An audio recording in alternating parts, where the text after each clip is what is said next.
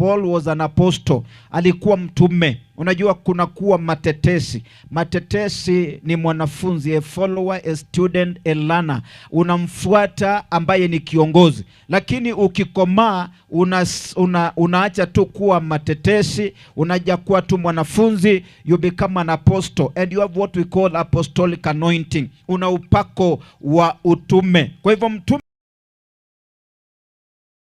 wa imani ambaye alimwenzi na kumpenda sana anaitwa Timotheo.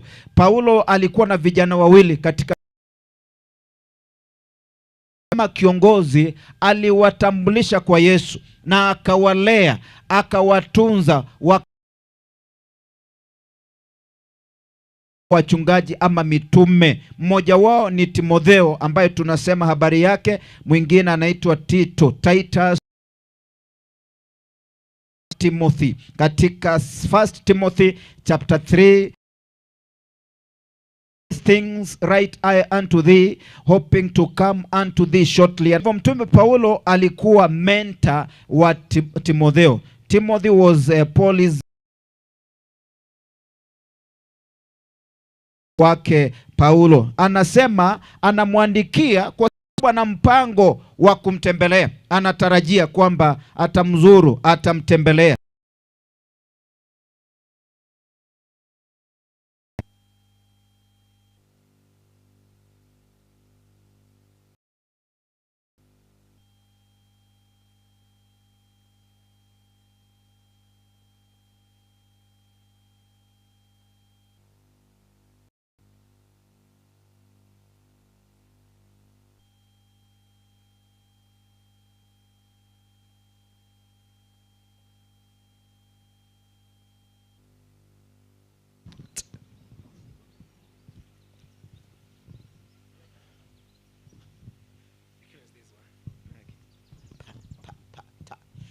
Okay, pole kumradhi kwa hilo.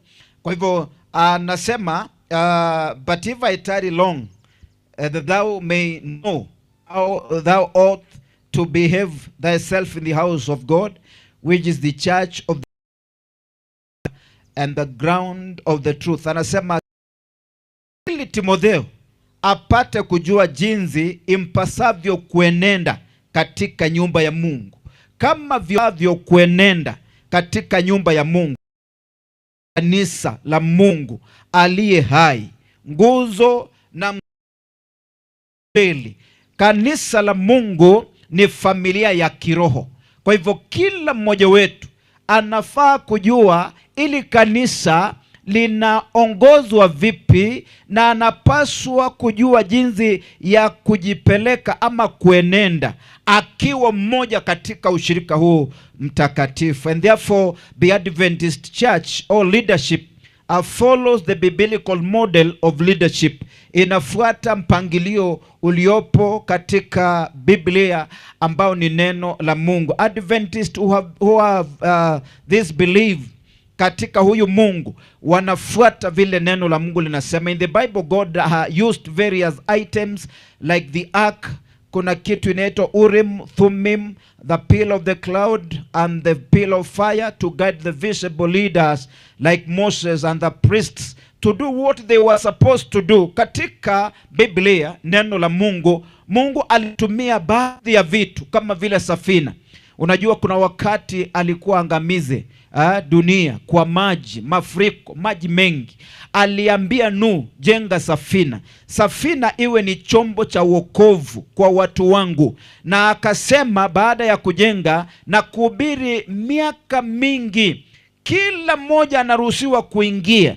Nafasi ipo. Wakaingia kwanza wawili wanyama. Lakini watu wengi hawakuingia kwenye safina, ila tu Nuhu na familia yake tu, lakini wakapata kuokolewa. Kuna wakati Mungu angetumia mawe yanaitwa Urim na Thummim ambayo yalikuwa ni kama ya kutambua kama ni kweli ama ni kuzinziwa katika matendo ama katika makosa ama tukio lolote katika maisha. Na pia alitumia nguzo ya wingu, ilikuwa kuongoza wana wa Israeli mchana, na nguzo ya moto ambayo pia iliongoza wakati wa usiku, vile tumeangalia katika uongozi katika utangulizi. Na kwa hivyo akatumia vyombo hivi ama hivi vitu akiwaongoza viongozi kama vile Musa na makuhani katika kuelekeza watu kile ambacho Mungu anataka wafanye. And therefore in the Seventh-day Adventist Church, God has given specific guidelines on how to lead the church of God. They are written down in administrative documents. Kwa hivyo katika kanisa hili la Mungu amepeana pia mielekezi fulani ya kusaidia kanisa kuongozwa, na kuna baadhi ya vyombo vinavyotumika ambavyo vimeandikwa. Number one, kuna kitu kinaitwa ama kuna mwongozo unaitwa the Church Manual for Local Leadership. Tuna kanuni ya kanisa ambayo inatumika katika kanisa, the local church. Na hii kanuni ya kanisa inakuwa revised every after 5 years na General Conference. Sasa ile tulio nayo the latest inaitwa 20th edition revised 2022. Kwa hivyo tunatumia ile ambayo ipo, hatutumii zenye zimepita nyuma. Hii imekuwa revised. Na viongozi wanapoketi, kuna baadhi ya vipengele vinaangaliwa na kuwa adjusted vizuri. Kwa mfano kama katika kanisa la Waadventista ambalo liko katika ulimwengu mzima, walipoketi walisozana sana kuhusu kama women are supposed to be ordained and mashemazi wa kike kama wanaweza kuwa ordained. Na ukisoma hapa inaruhusu wawe ordained. Lakini in Africa, in Kenya, Leon sasa hatujafika mahali tuna ordain wa kina mama katika ofisi ya wazee na mashemazi wa kike. Lakini ukienda sehemu zingine katika ulimwengu huu, they are ordained. Sasa tunatumia ile ipo. Kwa hivyo hata wewe, mbali na kwamba imeandika na ikasema wanaweza kuwekewa mikono, tunakuja sasa ina wa content kufanya hivyo. Sasa hii ndio inaongoza kanisa, ifuatiliwe kabisa. Number 2, kuna constitution and bylaws for the conferences. Kuna katiba ambazo na sheria.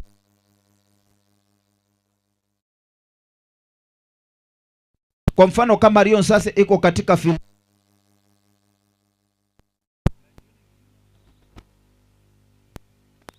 South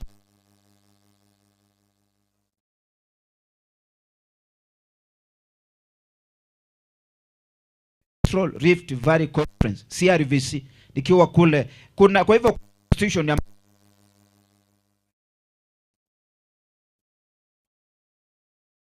lakini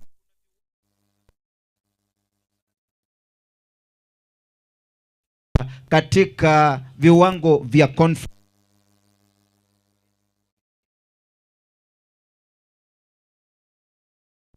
policies ambazo zinatumika. Vision General Conference Working Policy for Local Conferences, Field Unions and the General Conference and its divisions. Kanisa la Mungu hili nimesema liko ulimwengu wote.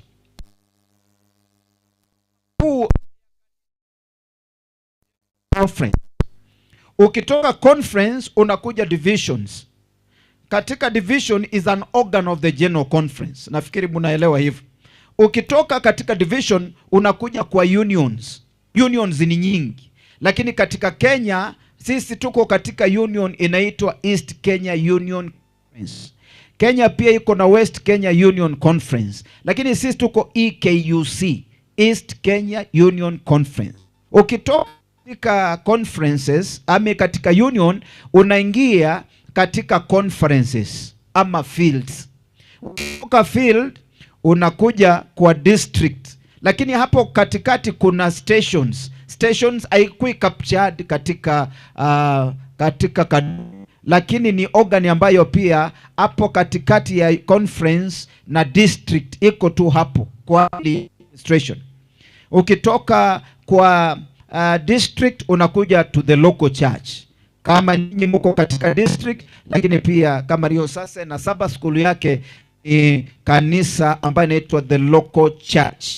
Kwa hivyo the church manual gives specific instructions on how to do various things necessary in the life and mission of the church. Ili kanisa ni kanisa, it's a church of protocol. Kanisa ambalo ninafikiri mnapata tu vile nasema, mengine ninayatafuta kwa lugha ya Kiswahili siyapati, lakini ni kanisa la mpangilio, liko na protocol zake. Kwa mfano mimi nikija hapa, nimetoka conference nyingine, nimetoka session nyingine, nimetoka district ya kwangu nyingine, ili nikubalike katika field yenu lazima kuwe na kitu inaitwa service, mpaka ifanywe mapema ndio nijipate hapa. Wewe kama local elder uwezi enda kanisa lingine kama hujatambulishwa na mzee ati unaenda kuhudumu kama elder pale, mpaka ukubalike na elder wa hiyo kanisa. Mchungaji akiwa district akienda kwa nyingine mpaka apate idhini ya pastor ndiye aende pale. Ukienda kuhubiri district nyingine mpaka upate baraka ya kanisa. Kwaya iwezi toka mahali popote ikuje kwa kanisa, mpaka kikao iketi na kanisa. The local church inaongozwa na baraza ya kanisa. Kanisa ndio inaingisha mambo katika business, inaingisha katika meeting. Hii mitambo pia tunaiombea ilete itirafu.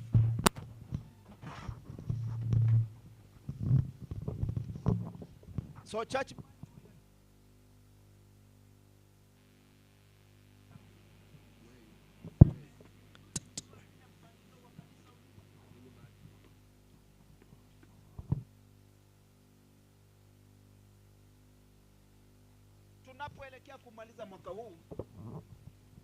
tunapoendelea kumaliza mwaka huu, uchaguzi umeanza na umeanza na general conference. By now tuko na president wa makao makuu ya ulimwengu wote wa Adventista ambaye ni mpya kabisa. Nani anamjua jina lake? Aliyekuwepo ni Teddy Wilson, alitoka. Sasa nani hapa anajua mwenye yako? Watu wa Mungu, viongozi, Bwana asifiwe. Kiongozi wetu wa ulimwengu mzima anaitwa nani? Okay, mtafute basi. Uongozi umetoka pale na kuna Brazilian ambaye ameingia, Kola somebody, mtaangalia kwa mitandao mpate hilo jina. Tumeingia katika division. Kiongozi wa division yetu anaitwa Blesius Ruguri, ndiye ameingia kwa hiyo kiti tena, ndiye amekuwepo. Na secretary wetu was my professor, alikuwa my lecturer pia katika chuo kikuu cha Bugema, anaitwa Moses Maka, is the executive secretary wa division. Tumetoka hapo sasa, before the end of this month, mwisho hapo kuna uchaguzi wa union ambao utafanyika. Tuwaombe kwamba Mungu atupe viongozi wa kuliongoza kanisa. Tukitoka katika unions tutarudi katika conferences na fields.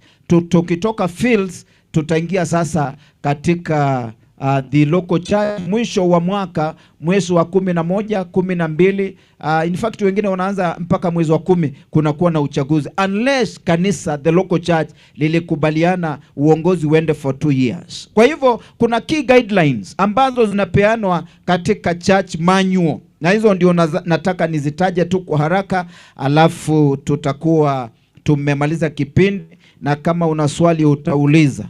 Key guidelines: number 1, organization and authority.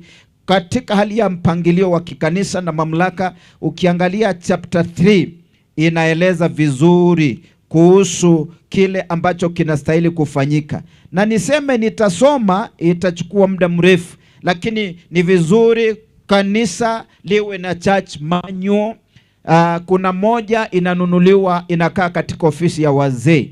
lakini mtu binafsi pia unaweza kununua, kwa sababu huu ndio mwongozo wa kanisa. Ujisomee, uelewe, kwa sababu kila hali ambayo inahitajika katika uongozi wa kanisa imeorodheshwa vizuri katika hapa. Kwa mfano, kuna organization and authority. Church organization is based on God's principles. Never allow anyone's ideas to unsettle your faith in regard to the order and harmony which should exist in the church.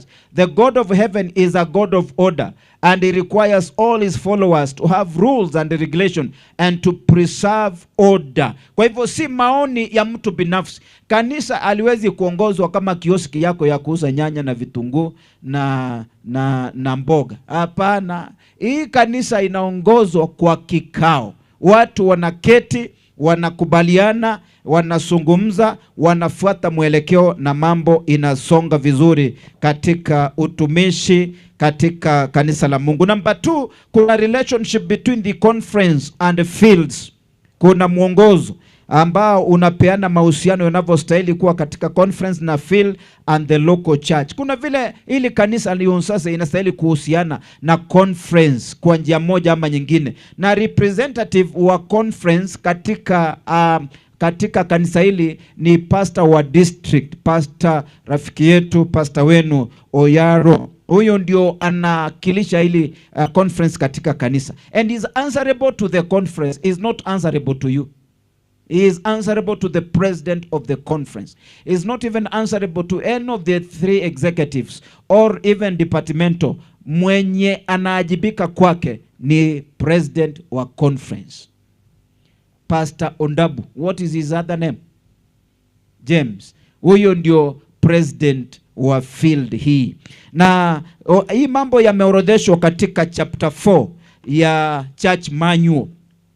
Kwa hivyo ukitaka kuelewa vizuri unaenda unasoma. Number 3, organizing, uniting, dissolving churches and companies. Companies ni Sabbath schools, yani kupanga, kuweka pamoja, na saa zingine hata kudissolve makanisa. Kuna mengine yanaweza simamishwa, ama Sabbath school inaweza kusimamishwa kwa sababu imekataa kukua, ama kuna mambo inahitajika, iko katika chapter 5. Number 4, mambo ya membership, ushirika, iko katika chapter 7. Chapter 7 of the church manual. Katika chapter 7 kanuni hii ya kanisa inaeleza vizuri kuhusu ushirika. Hebu nitaje tu kidogo alafu tuendelee kwa mengine. Membership. Chapter 7. Kidogo tu. Nifungue. Inasema the solemn obligation of membership in the body of Christ should be embraced on everyone desiring church membership. Only those giving evidence of having experienced the new birth and enjoying a spiritual experience in the Lord Jesus are prepared for acceptance and membership. Pastors must instruct candidates. Brabra, ukisoma mambo hayo, mtu anakuwa mshirika number 1 by baptism, kwa kukubali kubatizwa, kwa kuzamishwa ndani ya maji mengi. Lakini wale wazee kabisa ambao anaweza kuwa anatoka imani moja ama nyingine, huwa pia anakubalika, lakini ni katika si kwa wingi. Ni vizuri hata kama mtu ametoka imani nyingine, amekuwa Mwadventista, ni vizuri ubatizo, hata kama wengine kule walibatizwa kwa maji mengi. Lakini hata wewe ujihisi kwamba umekubalika kwa imani hii ya Wadventista, mtu hawezi kufa kwa sababu umebatizwa mara 2 ama mara 3. So ni vizuri unabatizwa alafu unakuwa mshiriki. Kama hujabatizwa, hata kama uko gifted namna gani, uko talented, uko na abilities, wewe ni Sabbath school member. Na ukiwa mshirika wa kanisa, wewe una haki ya kuchaguliwa kuwa mtendakazi katika kanisa la Mungu. Sabbath school members hawachaguliwi katika uongozi wowote katika kanisa la Waadventista.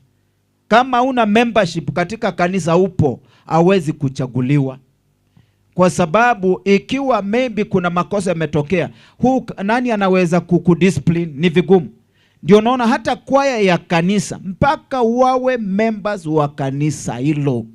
na wapitishwe kwenye bodi mwaka ukianza, majina yao yote. Mwenye anataka kuwa memba wa kwaya lazima apite kwa church board, afanye application, fill form ambaye iko na laws and bylaws, akubalike. Na hata makundi mengine, ndio maana ni vizuri watu wawe na ushirika mahali ambapo wanaitanishwa na hilo kanisa, na ni muhimu sana. Then kuna discipline, iko chapter number 8. Kupewa nidhamu, na ni kikao cha kanisa kinafanya mambo ya discipline. Discipline haiwezi kufanywa na church board members without the presence of the pastor. Na pastor hawezi kudelegate mtu awe dropped katika church membership bila kuwepo. Lazima akalie kiti kama mwenyekiti katika mambo ya discipline yoyote. Na discipline inaweza kufanyika kwa sababu ya apostasy, kwa sababu ya open sin. Mtu ni Mkristo, ni Mwadventista, siku hizi analima Sabato, anafungua biashara kama kawaida, ameonywa, ametembelewa, lakini anaendelea, anaenda kazi on Sabbath. Na mambo mengi yameandikwa pale. Dealing with erring members ni kumsaidia arudi. Mpango wa Mungu umetolewa hapo. Mambo ni mengi ambayo yanazungumziwa. Authority of the church, church responsibility. Ukiwa na wakati, tafadhali pitia hii. Na mtu kabla awe censored ama aondolewe katika ushirika, lazima atembelewe na ajaribu kurudishwa. Lakini kuna mengine kama kupata, kwa mfano mtu anaweza pata mtoto nje ya ndoa. Hiyo hakuna mambo mengine, utatolewa tu. Mtu amekuwa mlevi openly, anakunywa kabisa mpaka ukimpata entakana hapo, amekunywa kabisa, anapiga makelele, huyo ni kutolewa kwa sababu sio mshiriki. Anafanya kanisa liweze kudharauliwa na kudhihakiwa na hata Kristo na mambo mengine. Kwa hivyo kuna number 6, local church officers and organization. Vile viongozi, maofisa katika kanisa wanachaguliwa na vile wanapangiliwa kufanya kazi. Number 7 ni elections. Iko chapter 10. Chapter 11 iko na services and other meetings. Chapter 13 iko na gospel finances, vile kanisa linasaidiwa kukua katika mambo ya pesa ama hela. Kanisa la Mungu, mbali na kwamba linakuwa kiroho, linahitaji empowerment ambazo ni kama ya finance, mpaka turudishe zaka na sadaka. Na Mkristo ambaye amekubali kuwa Mwadventista, na hata ukikula viapo kwa enyo baptismal certificate, hapo nyuma imeandikwa, na ukainua mikono unasema yes I believe, yes I accept, ulikubali, utaliunga kanisa la Mungu katika maendeleo na katika utume wa kufikia wengine katika ulimwengu kwa hela zako na mali zako. Kwa hivyo zaka ni ya Mungu. 10% unarudisha kwa Mungu. Sadaka na matoleo mengine, iwe ni ya ujenzi, iwe ni sadaka ya makambi na mengine, unatoa ili kazi ya Mungu iendelee. Na kuna hela zingine zinaendanga kwa storehouse. Storehouse ni conference.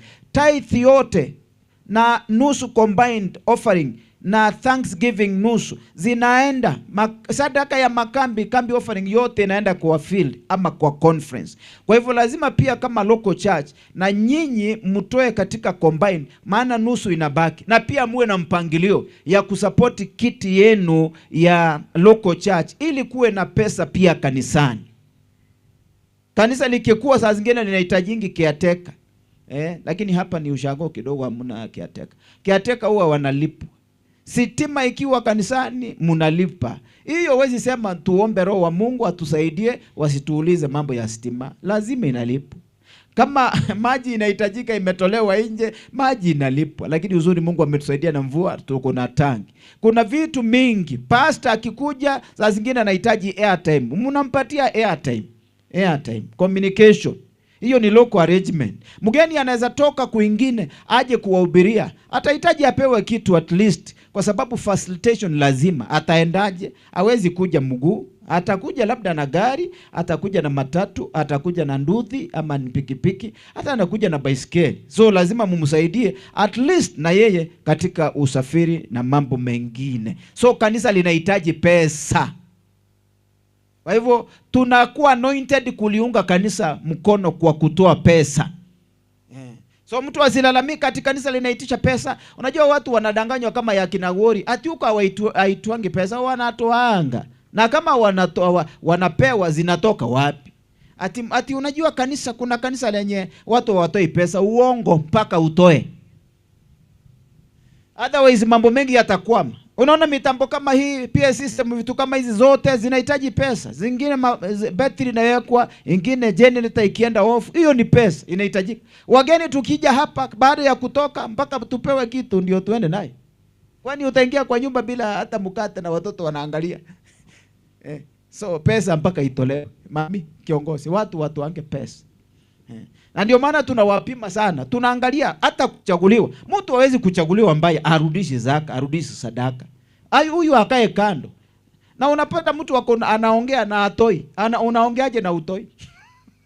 Mbali umejitoa kwa Mungu, lakini pia wakati unasupport kanisa, hata wewe uko na sauti unatoa na sauti yako itasikika. Lakini unatoaje sauti lakini hausaidii kanisa kuendelea? So kila mtu ana study kama mshiriki chapter 13 inaelezea standards of Christian living, vile wa Kristo maisha ambayo tunastahili kukua iko nayo. Fundamental beliefs pia ziko. Kuna misingi ya imani ambayo inatufanya tuwe Waadventista, tusiwe karismata, tusiwe Pentecostal. Sisi si wa Ezekiel, sisi sio wa dhehebu lingine, sisi ni Waadventista. Kwa hivyo nini inatufanya tuwe Waadventista? Tuna misingi yetu ambayo inatusimamisha katika Kristo, na misingi hiyo ni 28. So mpaka ujue misingi. Watu wakibatizwa wanafundishwa misingi ya imani, ndiye ajue kwa nini anapumzika Sabato, Saturday na sio Sunday,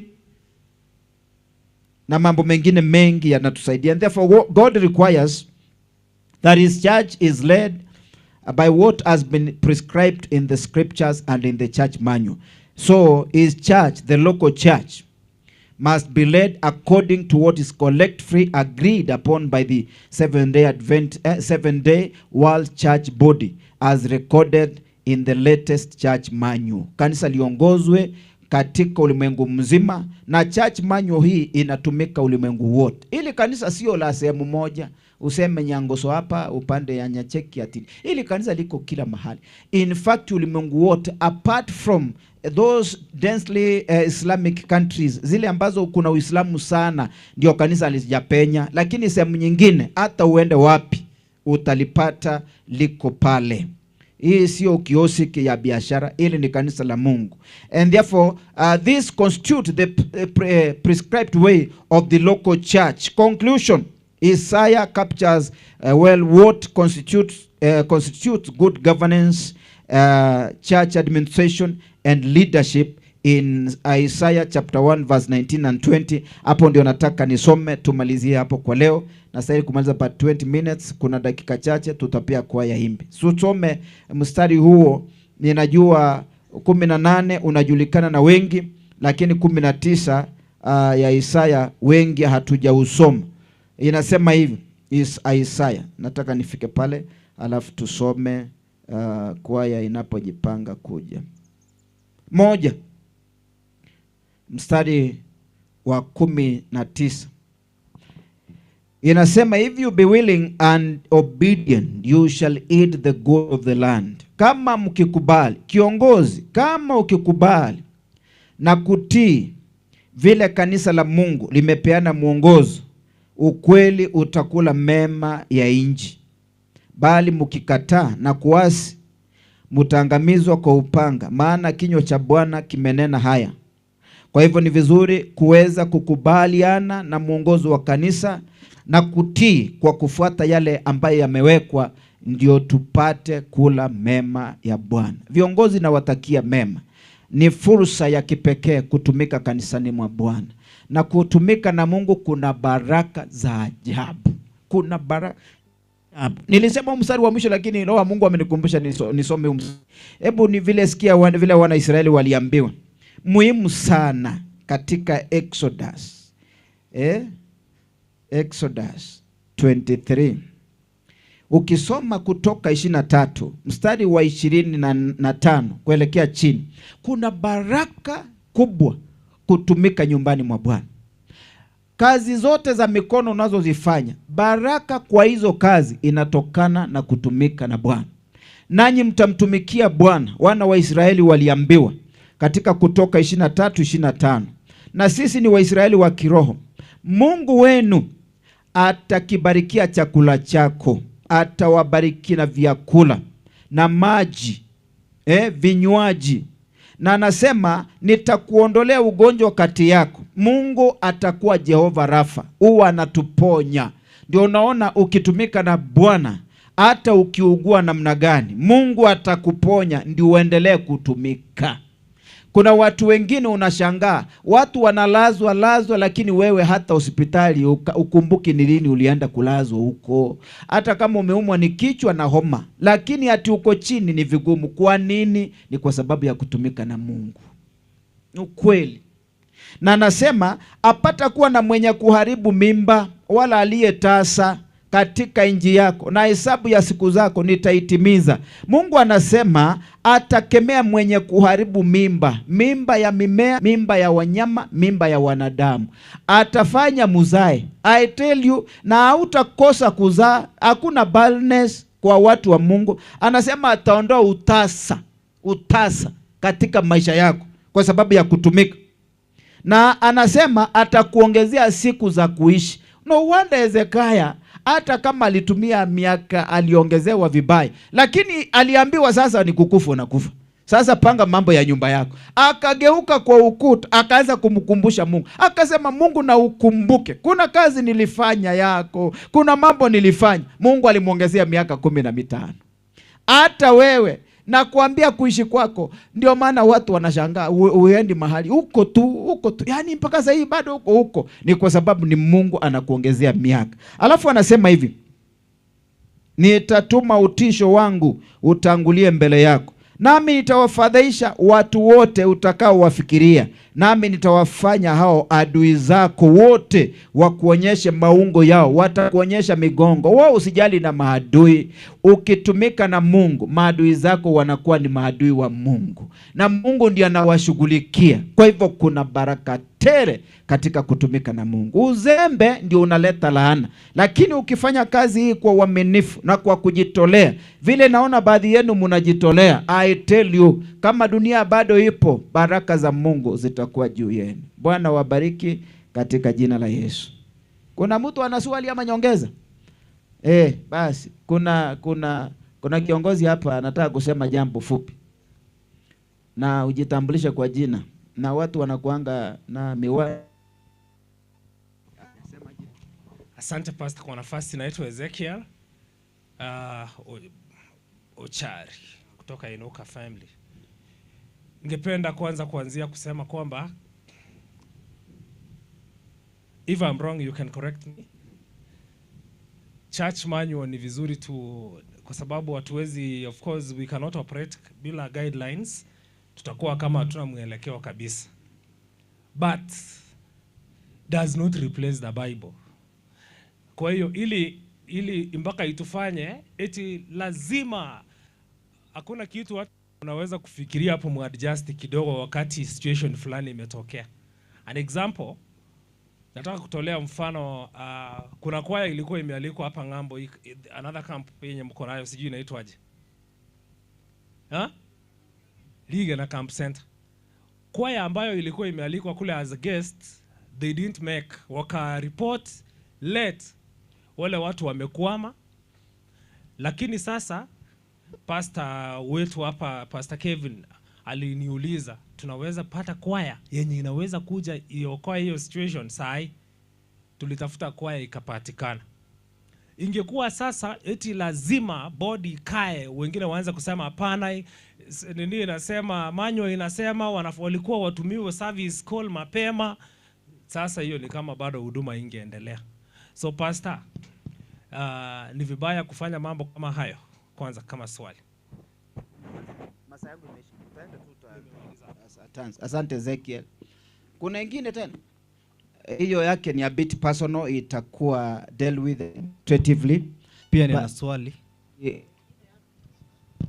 Nani? Mimi hapa. Ngoja sijapeana nafasi. Sijapeana nafasi, so huwezi kama hujapewa na nafasi.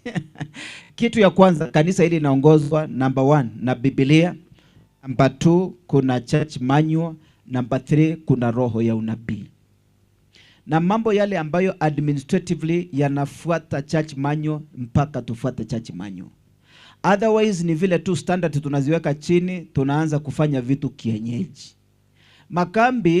Makambi hayajaandaliwa last week. Makambi yameandaliwa mapema. Tulijua mwezi wa 8 kuna makambi. So hata kama ni kwaya, kuna kamati ya makambi. Inakaa inapangilia. Kama kulikuwa na kwaya hapo, kwaya yaliko watumiwe hata barua mahali wanatoka kule, pia wapewe ruhusa ya kukuja. Hiyo ndio mambo inafanya. Hii ati simu kuja enda hivyo. Kazi ya kanisa la Mungu alioperate namna hiyo.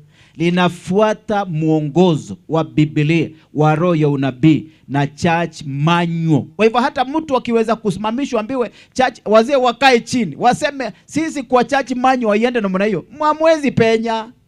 Unless tu ni ile heshima ya mchungaji na ni vile mambo imefanywa kienyeji, mkubali tu mfanye hivyo, lakini next time haistahili kufanywa hivyo, ifuatwe vile inastahili.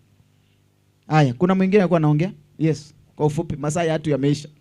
Yes kiongozi.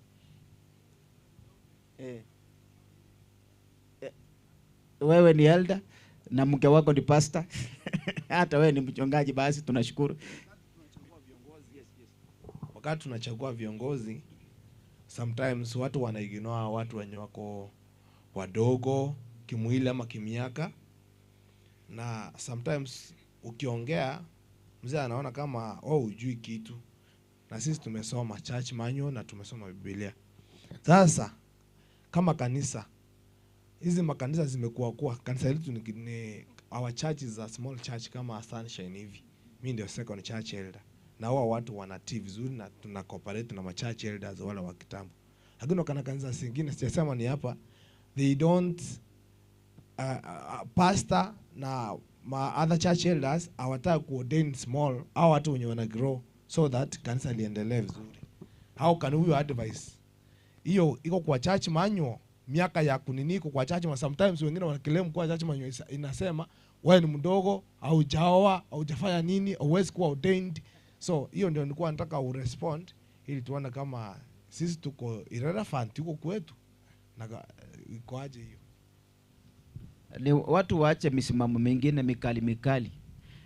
Mungu anaweza tumia hata mtoto, hata kijana kama huyu sasa ambaye ni elder. Mungu ndiye amesema achaguliwe, na akichaguliwa hata kama we ni mzee wa rika ya namna hiyo unamheshimu, maana ni ofisi yake.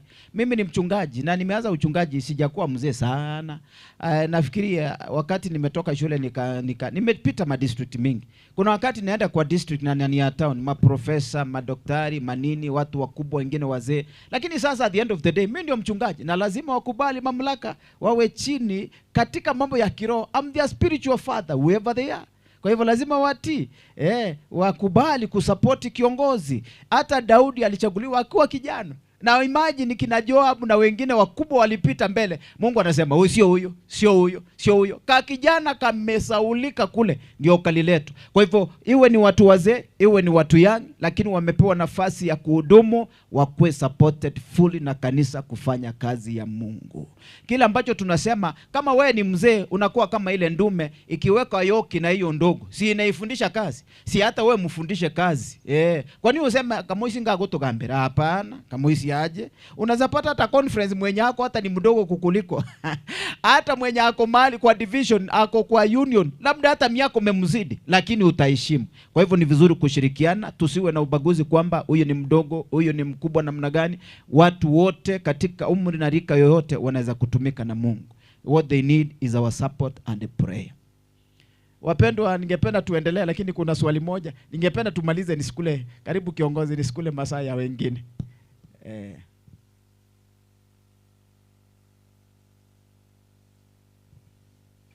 Nafikiri wacha awe wa mwisho, alafu mengine tuandae kujifunza tukiwa kanisani. Habari ya asubuhi. Mimi ningependa kuuliza swali. Kila mtu anasoma church manual. Lakini kwa mfano tuseme tuanzie youth. Upate youth ametereza kidogo, amepata mimba. Anatolewa kwa kitabu they use the church manual, si ndio? Haya, tupate elder hapa asowete nyomba ngonywana maru, lakini they use hawatumii that church manual.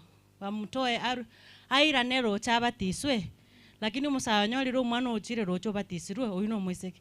Umusayo yo mumroe to umwana oyo enda taire neti rocha akoretheki abatisu church manual kibagutumia. Arafu totebo mu pastor no are list agorandi abwata abangina bekenyoro orusi gu district yeye oirwe district yengago taribo church manual kibaro bagutumia. Kweli. Unaitwa nani? Veronica, asante kwa maswali. Church manual inatumika ni hii. Lakini tuseme hivi, sababu ya kutoa mtu katika ushirika ni kumsaidia awe Mkristo zaidi ya vile ambavyo alikuwa hapa awali. So kama mtu amekosea, iwe ni msichana vile umesema amepachikwa mimba, usually mwanaume bwana hawezi patikana. Inakuanga hivyo, hata kama utasema rumors, lakini mwenye ameonekana evidence ni mwenye ako na tumbo. Mwenye alimpatia hata ukisema ni fulani hawezi kuletwa. Ni vile hata mwanamke ameletwa kupiwa mawe. Kuna mwanaume aliletwa kupiwa mawe hapa.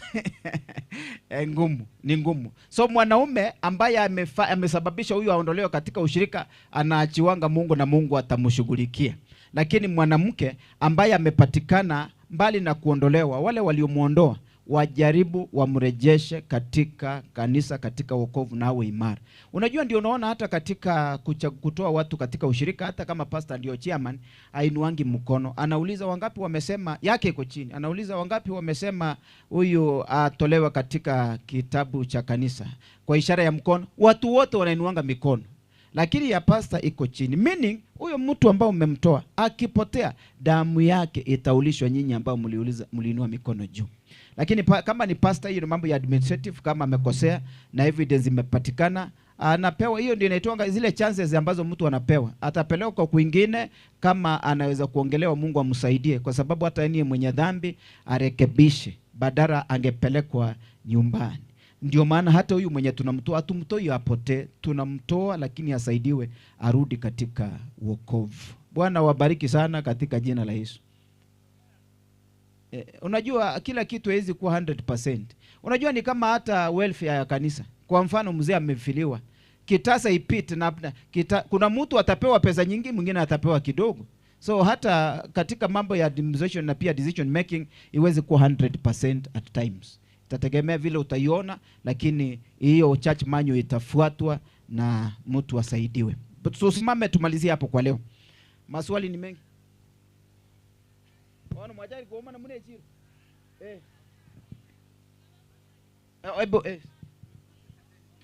Ebo nani anauliza tena? Elder na unaongea. Hatuwezi maliza, ni ile tu, ile ambayo tunaweza kujibu ni sawa, ingine tutaendelea kujifunza. Nje nare gotebanga double standards njitaka ire kobese kanisa. Abantu bonse are the same. Onye umusayo rusigwa because yakora magoso, no morisio konywa marua rusigwe, no mupasto gokora arusigwa because ba kuonyesha mfano mobe.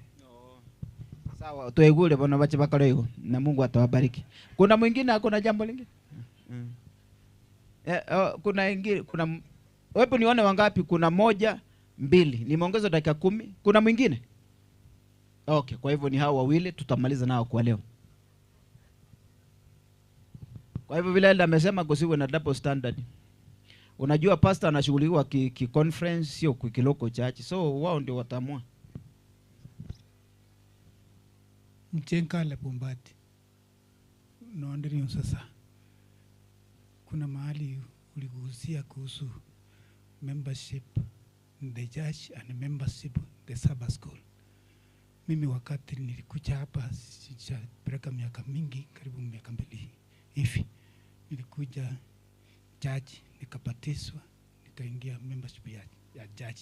Hivyo sijui kwa nini sikupitia hivyo Sabbath school. Ndio nikaona kama nimekuwa confused. Nikuja mbaya ama iko aje hapo?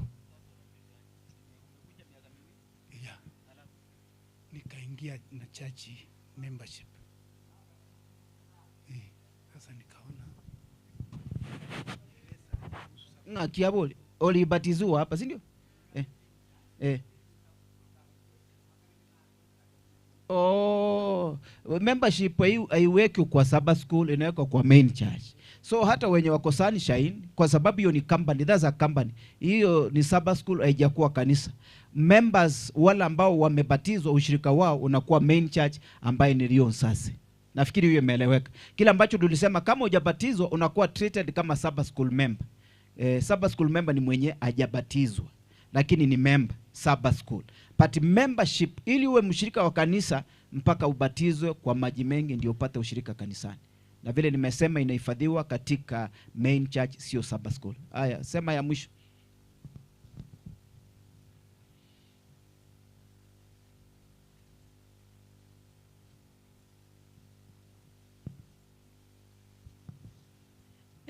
Rangu ni kuuliza, kuna lingine bado nimeelezewa. Ingine nauliza, amulisoke sote siku 10. Kwa nini singine sinafanya mtu kutolewa kwa church na singine bado sinaajiriwa hivyo hata kama amekosea anaachwa? Ni kama tuseme msichana si akona mimba, ametolewa hata mama. Lakini mtu wacha gose omonta akore obongainereria angainereri life tari korusi gwaro gosto toko gambera no monta angainereri tari koru. Unajua hivi bibi nde mbili yoko ile nasinya sai unaomba msamaha na kusamehe. Zile ambazo zimefika kiwango kwamba zimeonekana zimekuwa tu open, ndio unaweza letwa kwa church manyu. Wanaonyo mondo kuangainereti, sio unarudi kwa Mungu unasema na kusamehe mambo naisha. Sasa lazima utolewe kwa church manyu ujo kuangainereti. Hapana, sinsia naye kama sinsia baba. So kulingana na discipline, hii chapter inaonyesha ni nini inazafanya mtu atolewe katika ushirika. Wacha tu watajie kidogo. Katika discipline ambao tulisema iko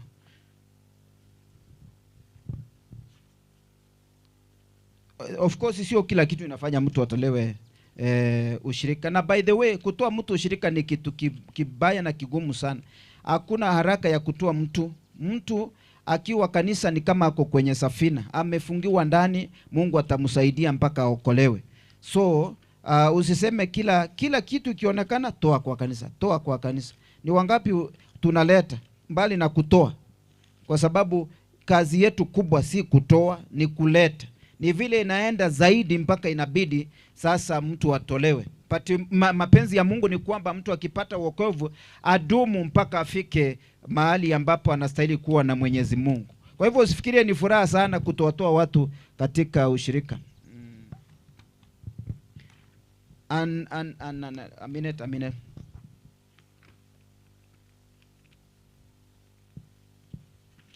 Discipline by removal, kuna discipline by censor, mtu anapewa muda. When grievous sins are involved, the Bible says, the church manual says, when grievous sins are involved, the church has two ways in which disciplinary measures must be taken. Number 1, by vote of censor, by vote to remove from membership. Discipline by censor in case where the offense is not considered by the church to be so serious as to guarantee the extreme cost of removing membership. The church may express its disapproval by a vote of censor. Censor ni kwamba anapewa nidhamu ama discipline ya muda, lakini bado atarejeshwa. Maana tendo ambalo lilifanyika sio very serious. Discipline by removal from membership, removing individuals from membership in the church, the body of Christ is the ultimate discipline that the church can administer. Only after the instruction given in this chapter has been followed, after a counsel from the pastor or the conference where the pastor is unavailable, and after all possible efforts have been made to win that and restore them to right paths, should an individual be removed from membership. Unaona mtu maybe alianika manguo jana hii kukauka, ameonekana ameanika Sabath. Utakuja umtoe ati kwa nani nguo zimeanikwa leo ati nje. Using vitu kama hizo. So ni mambo yale ambayo yana uzito ndio yanaangaliwa kitambo ifike ni kutoa mtu katika ushirika. Na vile nimerudia kwa kusema mengine, mtu akikosea anaombanga msamaha na anaendelea. Nilikuwa nimemaliza, bado unaongea? Aya, kwa wa mwisho basi.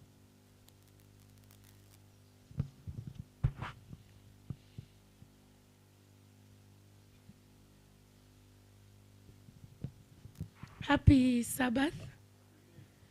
Okay, nilikuwa na swali. I've been asking myself this question for so many tangu nibatizwe. That hii stuff ya kutoa watu majina kanisa imeandikwa wapi kwa Biblia? Unataka nikupeleke kwa Biblia? Si utashtuka sana, ni masaa tu. Hata inasema mpeane kwa shetani. Hujasikia?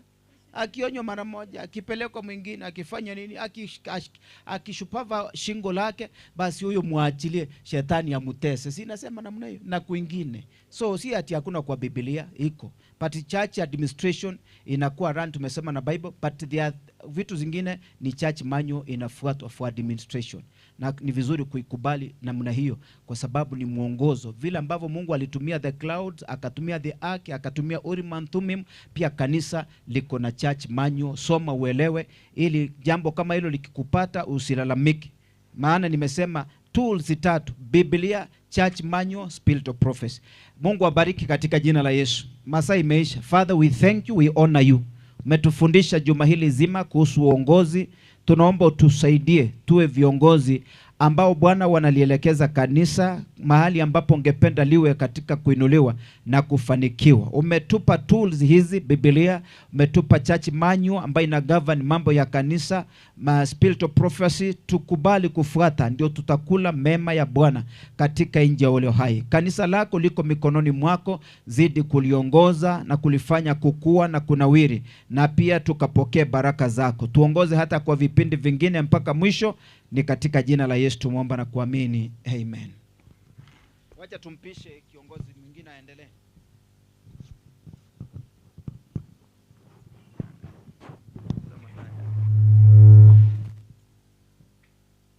Na jameni, mununue vitabu.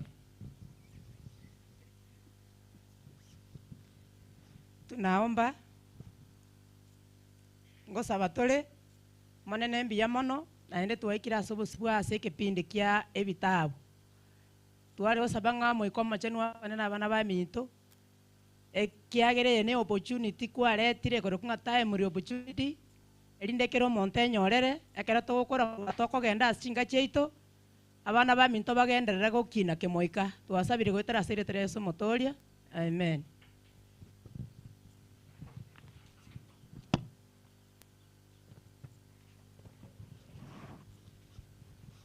Enteke monkere ntaite gosoma korwa iga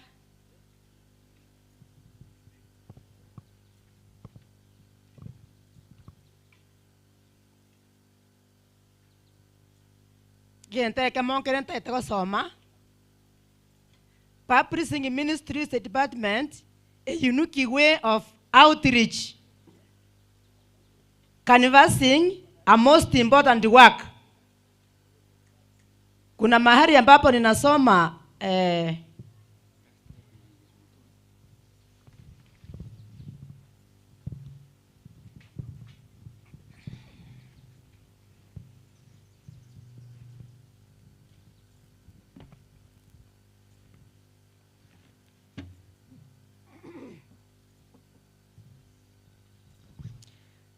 kazi ya vitabu ni kazi ya kipekee sana. Kama Mungu alimuelekeza dada White akaandika, hii kazi ya vitabu inaitwa a most important work. A most important work.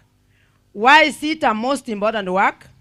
If there is one work more important than the other, is that of getting our publications before the public, thus leading them to search the scriptures. Missionary work, introducing our publications into families, canvassing and bringing with and for them, is a good work and one which will educate men and women to pastoral labor. Testimonies for the Church, volume 4, page 390. Wapendo, kama kuna kazi ambayo ni ya maana, ni hii kazi ya kubereka injili kwa wengine ambao wachamjua Mungu kupitia kwa vitabu. A work of preparing the world for Christ's return. Mbona tuchukue vitabu? Ni kazi ya kuwa prepare wale ambao wachamjua Kristo ili waweze kumjua akirudi mara ya pili, waweze kukutana na yeye. Literature evangelism is tied to SDA church's mission to proclaim the three angels' message. Revelation 14 verse 6 to 12 as the final warning before Christ's second coming. In a special sense, Seventh-day Adventists has been set in the world as watchmen and light bearers. To them has been entrusted the last message of mercy. The publication set forth are to prepare the way for the Lord's coming. Wapendwa, our works should not be neglected. The lost sheep of God's fold are scattered in everywhere, every place, and the work that should be done for them has been neglected. From the light given me, I know I know where there is one canvasser in the field, there should be 100 canvassers. My dear sisters and brothers, canvassers should be encouraged to take hold of this work. The canvassing work should no longer be neglected.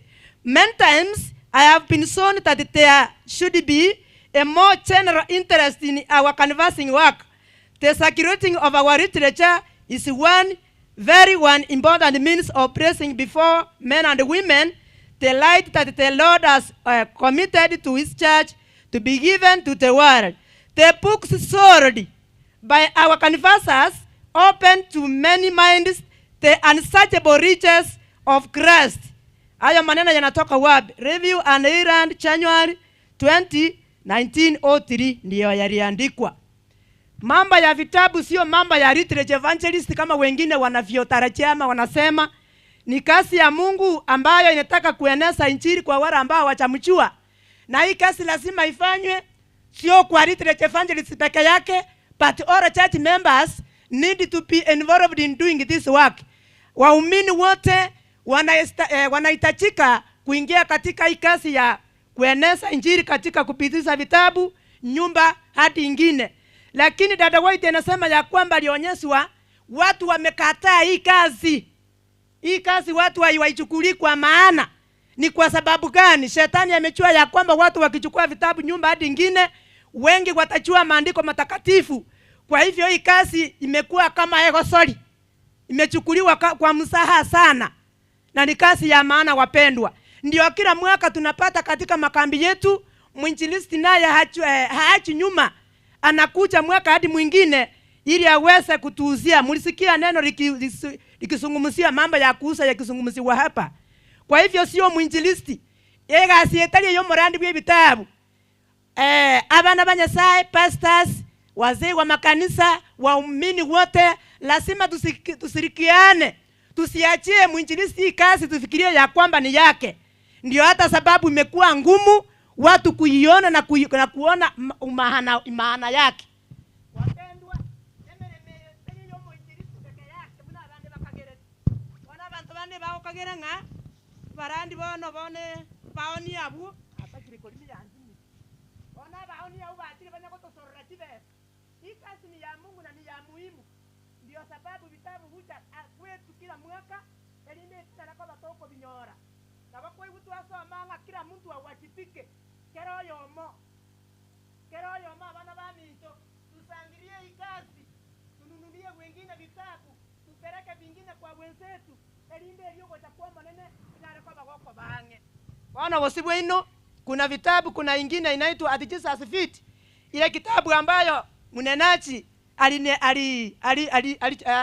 alisungumusia sana mwanamke ambaye alikuwa kahapa na karibu apigwe mawe, lakini kwa sababu Yesu alielekeza ya kwamba akasema ikiwa kuna mmoja kati yenu ambaye hajatenda dhambi au wa kwanza kumupiga chiwe.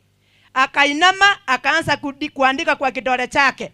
Walipoyasikia haya wakatoka mmoja mmoja, yule mwanamke akapaki na Yesu. Yesu alipoinuka Akauliza mwanamke, wastaka wako wako wapi? Akamuuliza, hakuna hata mmoja anakustaki? Akasema, Bwana, hakuna. Nami sitakustaki, enendeni lakini usitende dhambi tena. Mwanamke kutoka pale akafikiria ni nini nitaweza kufanyia Yesu. Akauza nyumba yake vile tuliambiwa na kiongozi, akaenda akanunua mafuta ya bei ya juu zaidi. Akakuja akawa katika Jesus Feet, akaanza kumumwagia yale mafuta akimpangusa kwa nywele yake. Naenda no bale bagotebanga kama Jesus yangechua mkungu uliko na kumwaka mafuta, hata angependelea mpaka mafuta, na hata wajui ya kwamba Yesu alimsamehe hata day. Wapendwa, hiki kitabu ni cha maana. Kuna watu watatu walikuwa wanahitaji hiki kitabu. Sijui ni wa kwanza ni nani ataweza kukichukua. Ati Jesus Feet. Huyu mwanamke hata hakukumbuka mambo ya kuolewa. Wherever ulikuwa unapata huyu mwanamke anaitwa Mariam. When the chance, yani wakati ulipokuwa wadia Yesu akiwa mahali, alikuwa anakimbia huku na anakaa miguuni pa Yesu kusikiliza neno la Bwana. The victory in surrender. Wapendwa, lazima tujitolee katika maisha yetu ili tuweze kupingana ama kushinda mambo ya dhambi na kitu chochote kile ambacho tunaweza kufanya katika ulimwengu. Hata katika masomo lazima mtoto ajitolee. Hata wazazi nao wajitolee ili waweze kutafuta karo mwanafunzi aweze kuhitimu katika maisha yake. Kila kitu katika maisha yetu ambacho tunakifanya, kama tunataka victory, tunahitajika tujitolee sana. Abana ba Nyasaye, mfano mzuri ni Joseph. Joseph alijitolea, alafu kutoka kule gerezani akawekwa kuwa governor kule Misri. Na sisi katika maisha yetu tukitaka kuwa victorious in whatever we are doing, lazima tujitolee. Victory na surrender kinahitajika kwa kila katika member ya kanisa ili kiweze kutusaidia. Kopi moja peke yake ndio niko nayo. The focused teen youth, the focused teen youth. Watoto wetu siku hizi ukiuangalia wametekwa nyara na shetani.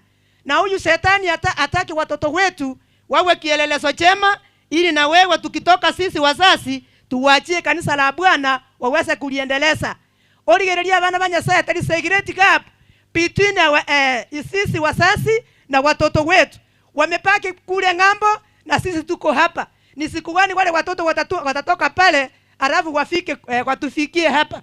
Ni kwa njia ya kumpatia kitabu kama hiki, The Focused Teen and the Youth.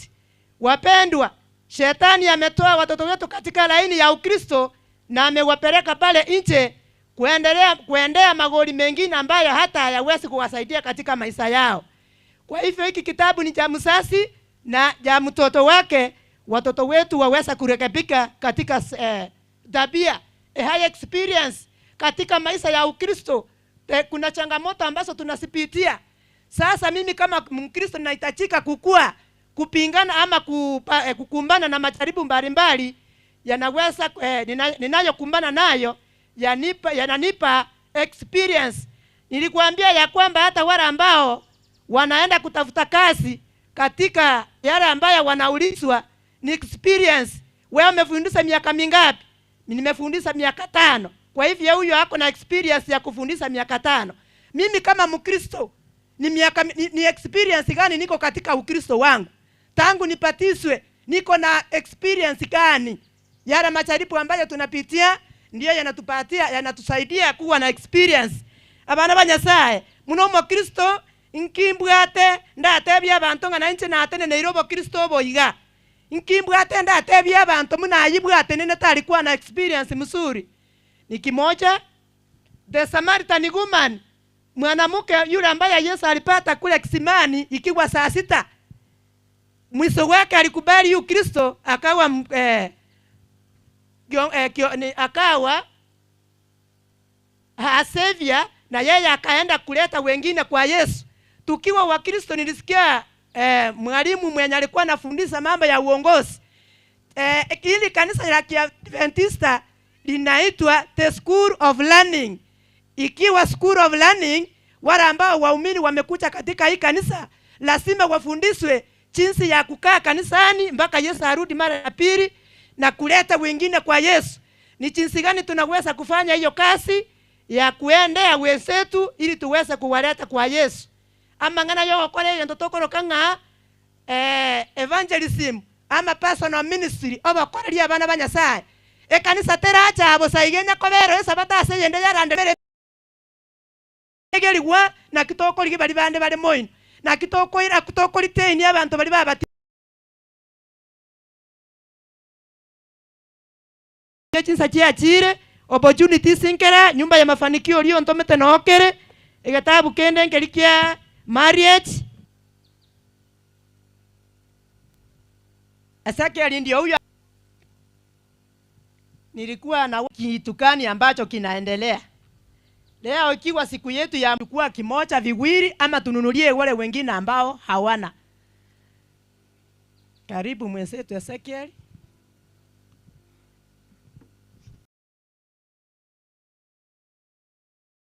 Because of lack of abantu ya yaki oko burwo wa chisemi knowledge ne chisemi onye gotakete ko bomontore wise anja kosoma omanye teno eno bokore kanu bolo no ne chikanisa asengencho no emba little leaders we don't read okonyora abantu bakonya kueba chaimenga chachi manywe goteba na chachi manywe yibota mayitino inki goteba batanya gosomora moboli no inki yego kwanire chepte ntanga ni tamanyeti na ino go mwanga ino and so many people outside here na obanga ine yego chika okonyora singincho batari gosoma gotanga Biblia inasema karokora crusade chirichiko bagalia my Bible says hey leta pesa kwalenta bono tamanye tinki kia singinchi yogo tasoma so na inchira bona de tegotebanga tigatogole bitabu toba bantu togosoma na litora baisiko abantu abangaine tindarora basaye bakogolirwe gitabu ekanisa ne bote library ba molis first elder obi ekanisa ne bote library and by the way e plan ye mwata agete kaigane ngaini sana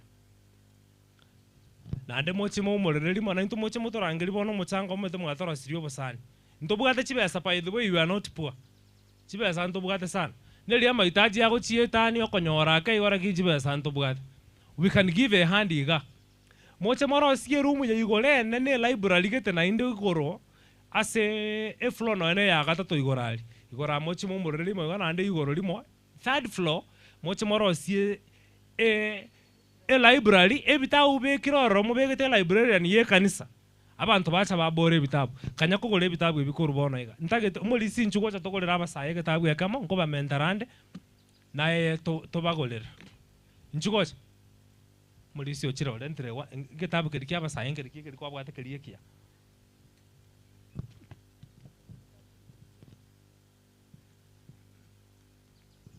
there is one church I love so much na abasani baito bana baroro korworo ngoda telinde kwa yabe ku Metropolitan Eldoret. It's an English speaking church. Those people bako gole bitabu onye steps to Christ bako kora chi copy na onye 50 kere member yayo igwe method mo listo gocha gutumia ekyo igwaka igongo yege method mo gocha gutumia na roche kanisa ekina anda about that idea nkaire kanisa lero to gutumeka ebitabu abantu basoma raisi steps to Christ for example 50 copies. These 50 copies kwa members a copy eya mo bakeigo kero monto kwa mwa ayo gocha gusoma ayo gocha kwarire cover page kiri ayo roche siko gaiga ayo gocha kwarire chapter 1 ayo chapter 2 3 4 5 6 7 aye turikonya kuchandika aya igora gabuga se kwegwa yo some ukirego Saturday yeah mo in the afternoon 1.5 hours egetabu kialire kegimo bona bante baraba ngaini basomete kweli kweli bona ntu etokogora iga bone mokoranga you stay asing nchutabuga ti strategy yo gosoma ebitabu ebibuya so prophets bona ebitabu ebi obutabu bebu ari kone ku 500 nagolete copy ya neyemo ntagete togolera abasaye bali batete kogolera ebitabu ngai bali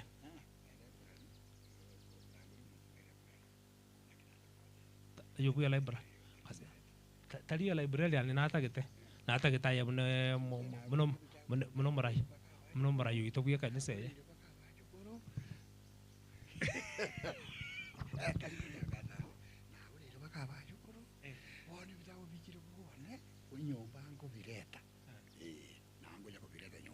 Ano malisi bono nyobono nte tokolera bono mochokoro yo mogo yo mo abaiga bono bagaiga mulisi bono go turiko ngito moyona te go support yo monto yo mo sayo taite this book inji toko golere kitabu yake The Focused Teen and Youth. I need two basa ya babere si unainua mkono unakuja mbele ikiwa unahitaji kitabu hiki nchikocha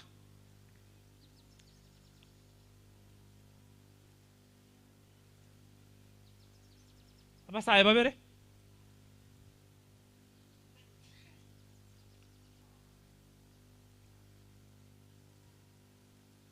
basa ya babere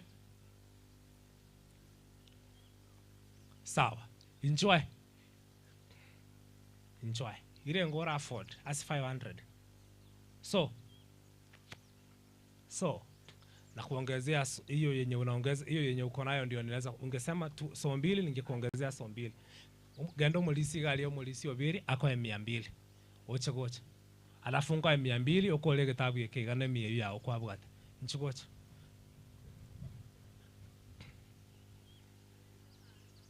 amesema hana wana tutige wana lioli nche wana kasi ya kongira wana enjoy etakati ya bwae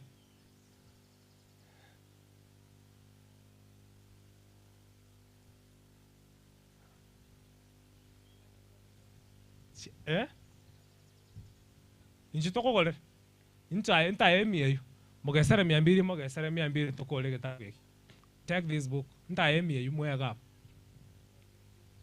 molisi okoir 100 siatere chiba chinke sana abantu balega iga mwanje tiko seseni injome teni mete secret yoko seseni kunokoro baka bande baraka gerenge tole illuminati asige njitokora kana tubwate chiba salioka asige njitwanje tiko support yega sia nyasaye beka na 20 bobugabo support y'abantu bagole ba emirimo ya nyasaye minyoka mwino gali kwanya olire meyo gabo njeme tubanga na bankorunje byeka mshapata copy good ela amekupatia copy gabo tupendane tuonyeshe upendo usio na unafiki tupendane ndio amri kuu Yesu alotuachia tupendane tuonyeshe upendo usio na unafiki tupendane ndio amri kuu Yesu alotuachia tupendane tuonyeshe upendo usio na unafiki tupendane ndio amri kuu Auto Kongo Davions Vitan all the 5 stanzas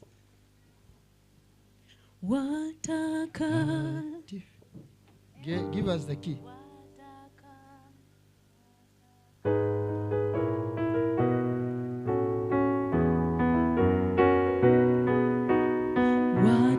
Watakatifu kesheni nguvu za mbingu za gonga washinde tayari kwa kurudi kwake Bwana yu aja Yesu mfalme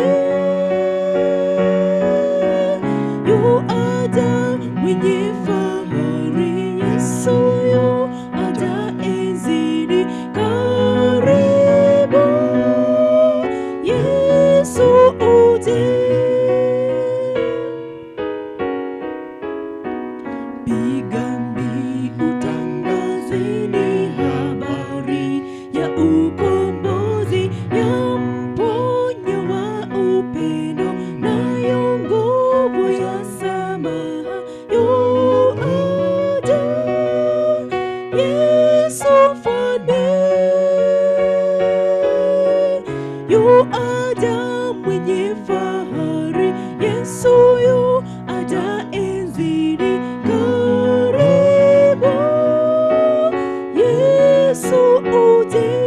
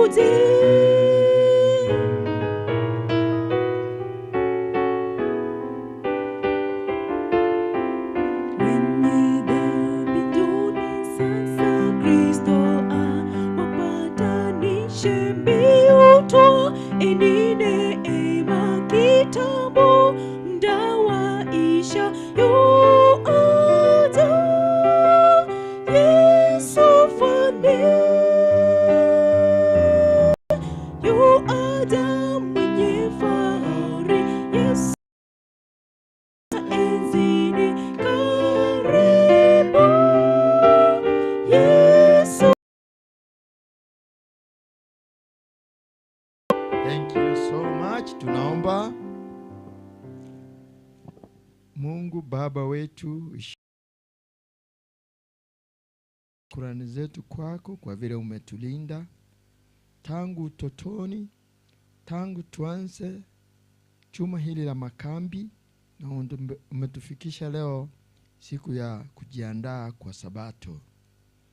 Mungu wetu, tunaomba utubariki tunapoingia katika kipindi cha camp promotion. Touch each and every one of us. Wacha Roho wako hawe kati yetu. Let us feel your presence in our midst, that even as we give, we may give with all our hearts. Let your will be done, we pray in Jesus' name. Amen. In our Bibles, katika Biblia zetu, tufungue kitabu cha Mwanzo. Mwanzo chapter 4. Mwanzo 4 fungu lake la 3 na 4. We shall look at two verses, verse 3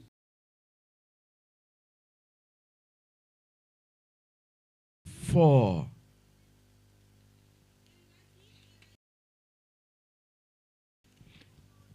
Engakie gaika ini akaleta okwama kwomugo. And the Lord had respect unto Abel and to his offering.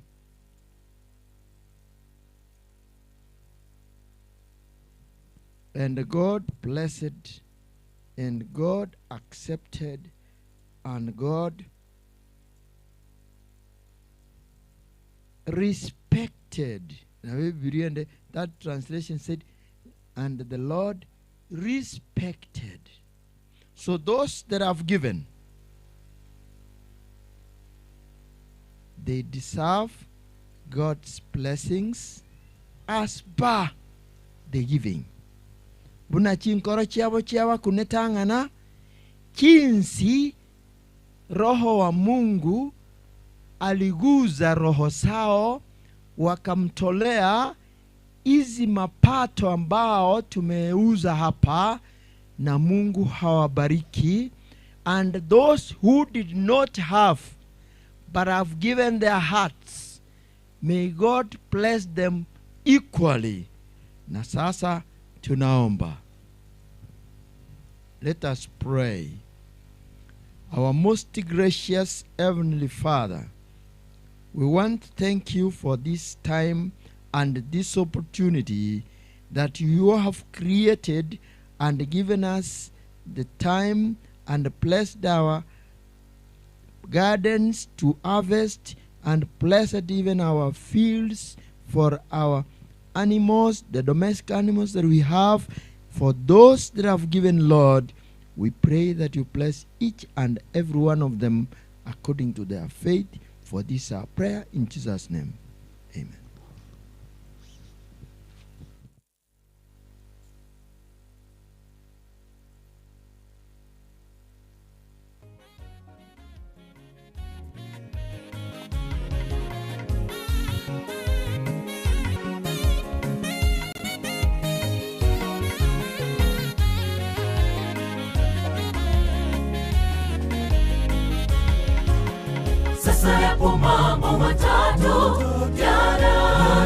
yanayodumu, imani, tumaini na upendo. Kati ya hayo lililo nalo ni upendo. Sasa yapo mambo matatu yanayodumu, imani, tumaini na upendo. Kati ya hayo lililo nalo ni upendo. Tupendane, tupendane, tuonyeshe upendo usio na unafiki. Tupendane, tupendane, ndiyo amri kuu Yesu alotuachia. Tupendane, tupendane, tuonyeshe upendo usio na unafiki. Tupendane, tupendane, ndiyo amri kuu Yesu alotuachia.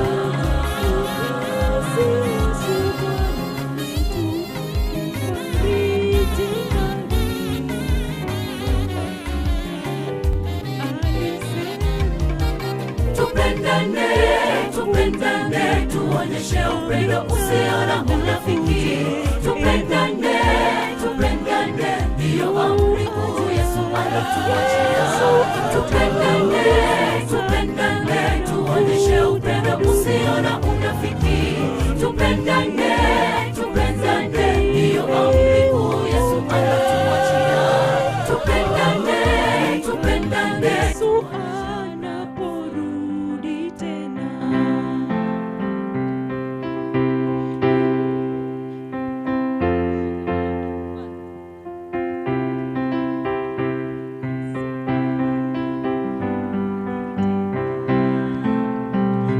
Makaburi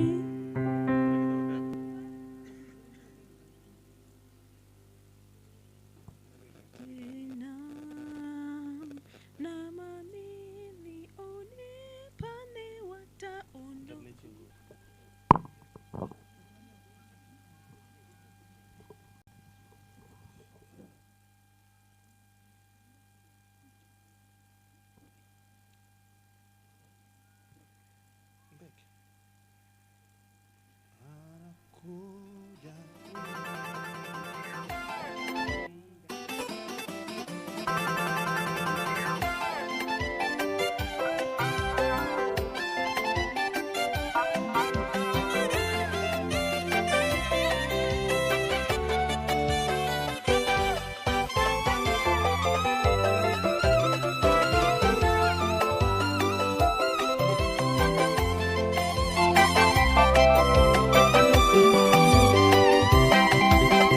Galilaya ya mataifa ametokea Masihi, kumbe ndiye aliyetabiriwa, wengi wakapuuza.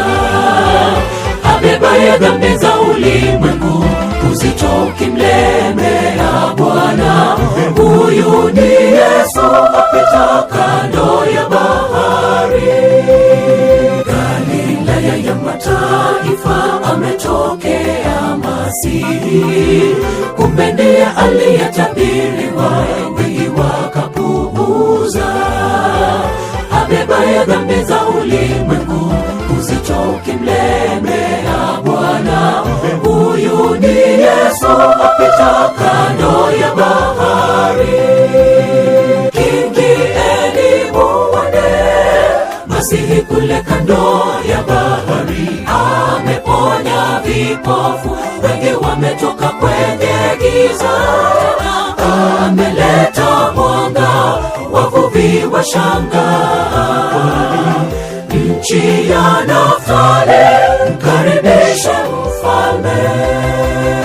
Kingieni muone Masihi kule kando ya bahari. Ameponya vipofu, wengi wametoka kwenye giza. Ameleta mwanga, wavuvi washangaa. Nchi ya Naftali, mkaribishe mfalme.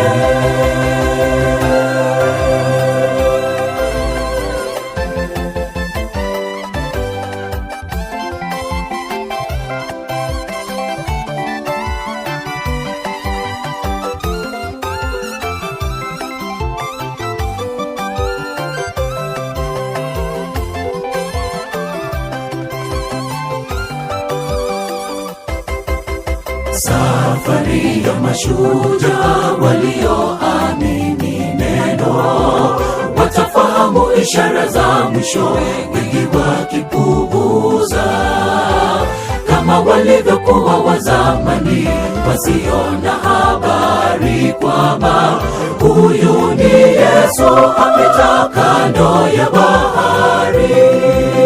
Safari ya mashujaa walioamini neno, watafahamu ishara za mwisho, wengi wakipuuza, kama walivyokuwa wa zamani wasiona habari kwamba huyu ni Yesu apita kando ya bahari.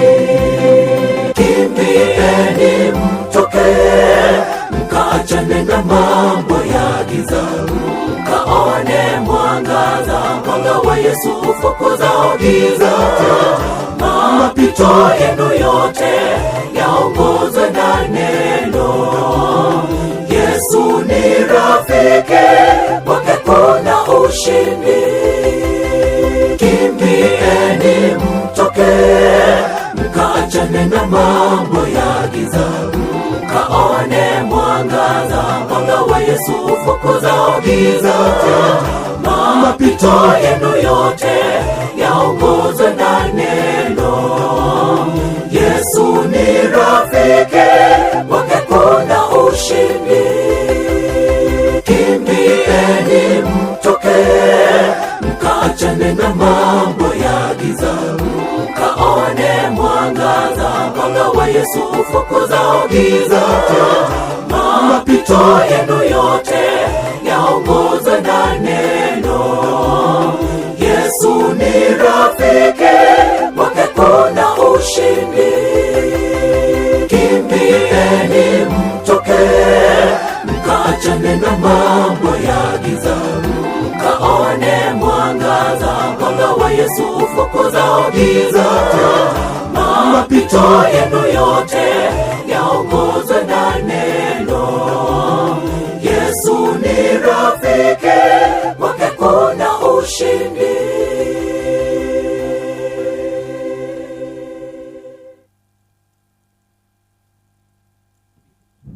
Hello. Bwana Yesu asifiwe. Kusema amen si kitu gumu sana. Kwa tu mnasema amen.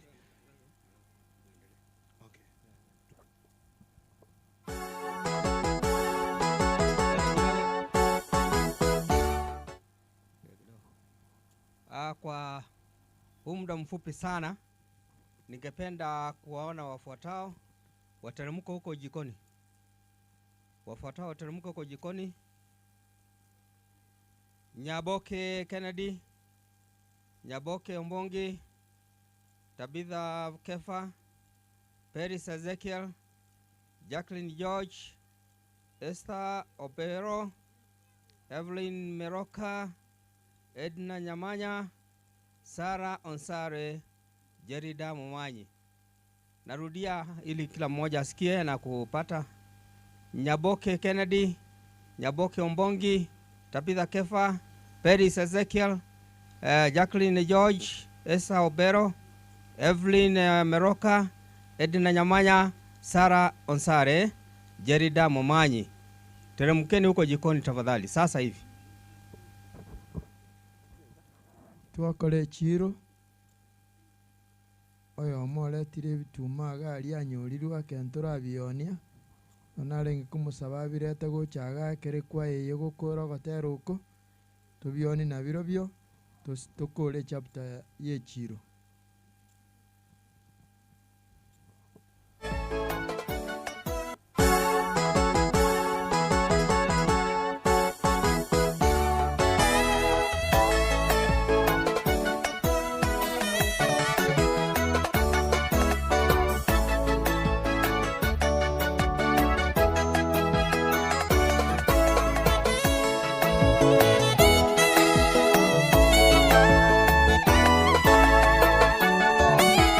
Nani huyu tufani zinamtii? Nani huyu mapepo yamtambua? Nani huyu anayewaponya wagonjwa na kuwaamsha hata wafu walio yolala, awaridhishaye maelfu ya watu kwa kutumia samaki wawili na mikate mitano tu. Nani huyu tufani zinamtii? Nani huyu mapepo yamtambua? Nani huyu anayewaponya wagonjwa na kuwaamsha hata wafu waliolala, awaridhishaye maelfu ya watu kwa kutumia samaki wawili na mikate mitano tu. Ndiyo Masihi na leo yu miongoni watu, aliyoyatenda zamani makuu na leo anayatenda. Hajamufikisha umbali huu, alipomuangusha sasa. Amini yuko karibu kukuonyesha jinsi alivyo mkuu. Ndiyo Masihi na leo yu miongoni watu, aliyoyatenda zamani makuu na leo anayatenda. Hajamufikisha umbali huu, alipomuangusha sasa. Amini yuko karibu kukuonyesha jinsi alivyo mkuu.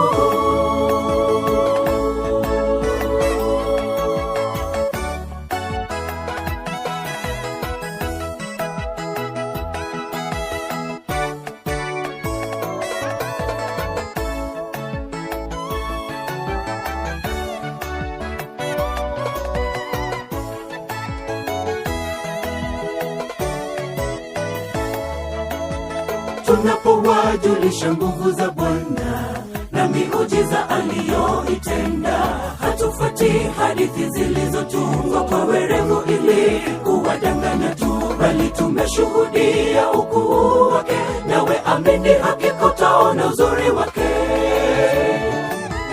Tunapowajulisha nguvu za Bwana na miujiza aliyoitenda, hatufuati hadithi zilizotungwa kwa werevu ili kuwadanganya tu, bali tumeshuhudia ukuu wake, nawe amini hakika utaona uzuri wake.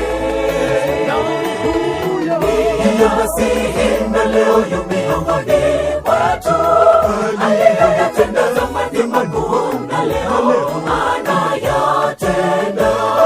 Hajamufikisha umbali huu, alipomuangusha sasa. Amini yuko karibu kukuonyesha jinsi alivyo mkuu. Ndiyo Masihi na leo yu miongoni watu, aliyoyatenda zamani makuu na leo anayatenda. Hajamufikisha umbali huu, alipomuangusha sasa. Amini yuko karibu kukuonyesha jinsi alivyo mkuu. Ndiyo Masihi na leo yu miongoni watu, aliyoyatenda zamani makuu na leo anayatenda. Hajamufikisha umbali huu, alipomuangusha sasa. Amini yuko karibu kukuonyesha jinsi alivyo mkuu. Ndiyo Masihi na leo yu miongoni watu, aliyoyatenda zamani makuu na leo anayatenda. Hajamufikisha umbali huu, alipomuangusha sasa. Amini yuko karibu kukuonyesha jinsi alivyo mkuu. Ndiyo Masihi na leo yu miongoni watu, aliyoyatenda zamani makuu na leo anayatenda. Hajamufikisha umbali huu, alipomuangusha sasa. Amini yuko karibu kukuonyesha.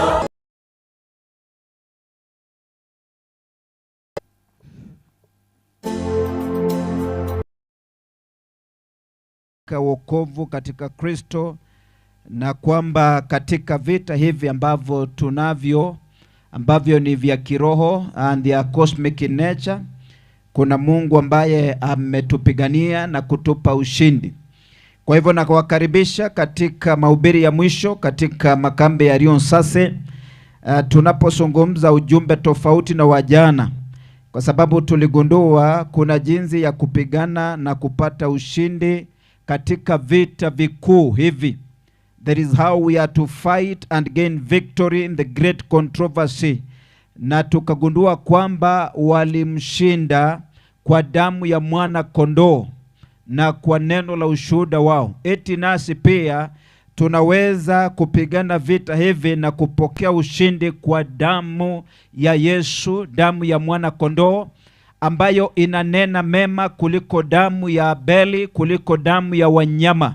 Kuna damu ya Yesu ambayo inanena katika maisha yetu, na damu hiyo ina uwezo wa kutulinda, ina uwezo wa kutupigania, ina uwezo wa kututetea, ina uwezo wa kutuinua, damu ya Yesu. Na pia tunapewa neno kumshuhudia huyu Bwana kwamba ni mtenda makuu, ni mtenda maajabu, na kwa sababu hiyo kupitia kwa kutangazwa kwa habari njema, wengi wana uwezo wa kumpata Bwana katika maisha yao. Siku ya leo ninawakaribisha katika ujumbe unaosema the weapons of our warfare, silaha za vita vyetu. Tunataka tuangalie kuhusu silaha za vita vyetu, na neno la kutuongoza linatoka katika Wakorintho wa pili sura ni ya 10. Nataka tuende pale tusome ili tuombe tupate neno hili. Wakorintho wa pili sura ni ya 10, ukisoma kuanzia mstari wa 3 inasema, for though we walk in the flesh we do not war after the flesh. Maana ingawa tunaenenda, tunaishi katika mwili huu wa dhambi, hatufanyi vita kwa jinsi ya mwili. Kwa hivyo hatupigani kwa jinsi ya kimwili. For the weapons of our warfare are not carnal but mighty through God to the pulling down of stronghold. Sababu ambayo hatufanyi vita kwa jinsi ya kimwili ni kwa maana tuna silaha za vita vyetu ambavyo si za mwili, bali zina uwezo mkuu katika Mungu hata kuangusha ngome. Ngome ni stronghold. Ngome ni kitu ambacho kimeinuka. Tukiangusha mawazo na kila kitu kilichoinuka kijiinuacho juu ya elimu ya Mungu, na tukiteka nyara kila fikira ipate kumtii Kristo, tena tukiwa tayari kupatiliza maasi yote kutii kwetu kutakapotimia. Kwa hivyo tunafanya vita jinsi ya kiroho, si ya kimwili. Na ndio maana ni vizuri tupate kuelewa katika habari njema hii ambayo inatokana na pambano kuu kwamba tumepewa silaha. Hizo silaha ndio tunataka tuziangalie kama Mkristo, kama mcha Mungu, kama Mwadventista, uzitumie kukupa ushindi katika maisha yako ya wokovu na katika safari ya imani. Baba wetu Mungu mtakatifu tupendaye, asante kwa sababu ya neno lako ambalo li hai, tena lina nguvu, linakata kuwili kuliko upanga ukatao kuwili, linaingia mahali mafuta na roho na nafsi ukutana, linatambua kila wazo na kila tendo, hata mambo yaliyofichika katika kimwili yanawekwa wazi katika roho. Tunaomba utusungumzie kuhusu silaha hizi zetu katika Bwana za vita, maana tuko kwenye vita. Ukatusaidie kila mmoja kuwa na ufahamu na ujuzi wa kutumia silaha hizi, ndipo tuendelee kuwa washindi, kwa sababu katika Kristo tumepewa ushindi. Asante kwa watu hawa Bwana ambao wamekuja mbele zako, wameketi miguuni pako, wasikie ukinena nao, wasinione bali wakuone. Mfalme, uonekane na uinuliwe. Mimi ninapopotea na kudidimia, ninaomba nguvu zako na uwepo Mfalme mahali hapa, uwezo wako wa kubadilisha na kuisha na kuokoa ukadhihirike Bwana. Natangaza mwanzo mwema, mwisho mwema, tukikataana na kila mipango na hila za yule mwovu Shetani. Hazina nafasi katika maisha ya yeyote ambaye yuko mbele zako Bwana. Kwa hivyo inuliwe na utunenee, ukitubariki wote kutoka mwanzo mpaka mwisho.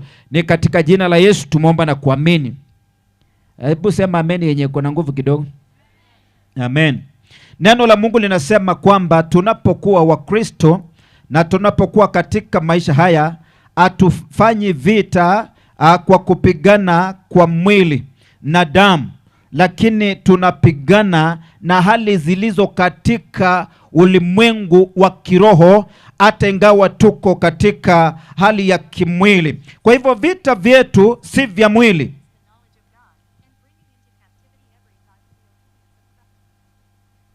Kwa hivyo vita vyetu viko katika hali ambayo imeinuliwa. Wapendwa, nataka niwakumbushe na tukumbushane kila mmoja wetu kwamba kushindana kwetu sisi tulio wana wa Mungu, sisi ambao tumekubali wokovu, si juu ya damu na nyama, bali ni juu ya falme. Kwa lugha ya Kimombo, they are called principalities. Principalities come from the word principle, the principle of a school. Kwa hivyo kuna katika ulimwengu wa kiroho viumbe ambao wanaitwa territorial demons. Ni mamlaka ambao inatawala katika hali ya kiroho. Every place, every area iko na territorial demons, iko na watawala katika ulimwengu wa kiroho waovu kila sehemu. Ndio maana kuna sehemu fulani watu ni walevi sana, watu wamefungwa katika madawa, wamefungwa katika ulevi. Sehemu zingine inajulikana inatawaliwa na ushirikina, wengine wanakaa ni wachawi, watu wako katika hali ya mizimu. Sehemu zingine zimetawaliwa na hali ya watu kujinyonga, watu kuiwana, watu kuinukiana. Kwa hivyo kila sehemu there are principalities. Na pia tunapigana juu ya wakuu wa giza. They are called powers, wakuu wa giza hili, na juu ya majeshi ya pepo wabaya katika ulimwengu wa roho. Kwa hivyo tunapigana with principalities, we fight with powers, we fight with rulers, and we fight with the spiritual wickedness in the dark or in the high places. Kwa hivyo wapendwa, ni vizuri kuelewa kwamba tuko katika vita, hata ingawa tumerudia na kusema kwamba vita hivi Mungu katika Kristo ametupigania. Na kwa hivyo kuna silaha ambazo tumepewa, na silaha hizi zingine ni za kuattack, zingine ni za kudefend, zingine ni za kujilinda, na zimeorodheshwa vizuri katika kitabu cha Waefeso sura ya 4. Waefeso sura ya 4 is a chapter of spiritual warfare. Ni chapter ama ni sura ambayo inatupa picha ya vita vya kiroho, na zimetajwa pale na zimeorodheshwa ili kila Mkristo kila siku azikumbatie na avae hizi silaha. Zinaitwa the armor of God, ama silaha zote za Mungu. Number 1 is the belt of truth, ni ukanda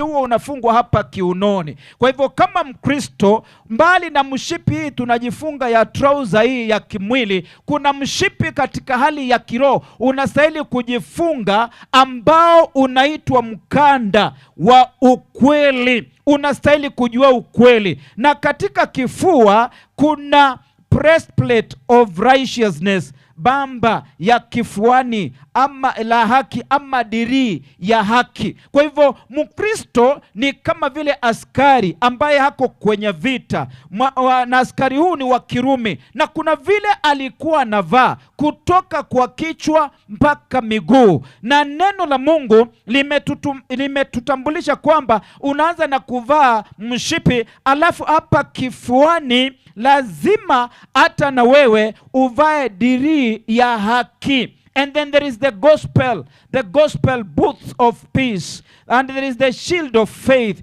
kuna ngao ya imani, the helmet of salvation katika kichwa, kuna kofia ya wokovu, the sword of the spirit which is the word of God. Ile silaha unakuwa nayo mkononi ni upanga wa Roho ambao ni neno la Mungu na maombi. So when we look at this armor, tunapoangalia vile askari anavaa hizi silaha ambazo ni za vita, ambazo ni za Mkristo, we actually see that what we are putting on is Jesus himself. Yule ambaye tunayemvika, tunayemvaa ni Kristo mwenyewe. His attributes clothe us and protect us from the walls and Allah and arrows of the enemy. Inatulinda kutoka kwa adui. Kwa hivyo tuna adui wapendwa, lakini tuna ni kwa sababu ya nini? Ni kwa sababu hila za yule mwovu shetani. We are not ignorant of the devices of the enemy. Tunajua kwamba adui ako na silaha. Wapendwa, nataka uelewe hivi, askari hata wa kawaida akiwa ameajiliwa tuseme na serikali, kazi yake ni kuleta ulinzi, lakini kuna kitu moja lazima askari ajue, kwamba ana maadui na wanatafuta wamuue, kwa sababu yeye yuko kuweka amani, anahakikisha kwamba kuna usalama, lakini huwa anapingwa na anatafutwa na wa maadui ili wamwangamize. Hata wewe ukiwa Mkristo na uko safarini, bado haujafika mbinguni, bado huko duniani, lakini umeingia katika ufalme wa Mungu ambao ni kanisa, kuna vile unastahili kuvaa ndipo uwe mshindi katika maisha yako. Otherwise uko na adversary of your soul ambaye ni shetani, na anakuwinda, anakutaka sana, na yeye ako na jeshi lake, ako na silaha ambazo anazitumia na anatafuta maisha yako. Lazima pia uvae uweze kukabiliana naye katika safari ya wokovu. Askari akiwa ni askari, awe tu na uniform peke yake, hata hawe na bunduki, ni askari yuko katika hatari, kwa sababu asipokuwa na bulletproof anaweza pata mtu ampige risasi na amumalize. Hata wewe na mimi ni hivyo hivyo, lazima tujue kuna silaha. And therefore, kama Mkristo, we must have Jesus not only in us but also upon us. Lazima tuwe na Yesu Kristo, sio tu ndani yetu, lakini pia awe juu yetu, awe nasi, awe na upande wetu, ndio tutaweza kuwa washindi. Na kumvaa Yesu ni kuvaa kweli. Kweli ambayo inaweka watu huru, ni kuvaa haki ya Kristo, ni kuwa na amani, ni kuwa na imani, ni kuwa na wokovu, na ni kuwa na neno. Kuwa na Kristo lazima ujue ukweli. Usipojua kweli utadanganywa, you will be gullible, na itakuwa ni rahisi sana kudanganywa. Na kuna watu wengi udanganywa tu, anasema ni Mkristo, ni Mwadventista, lakini hana ukweli. Kuna kweli kuliko kweli zote. Sabato pia ni kweli na mengine mengi, lakini kweli kuliko kweli zote ni Yesu Kristo.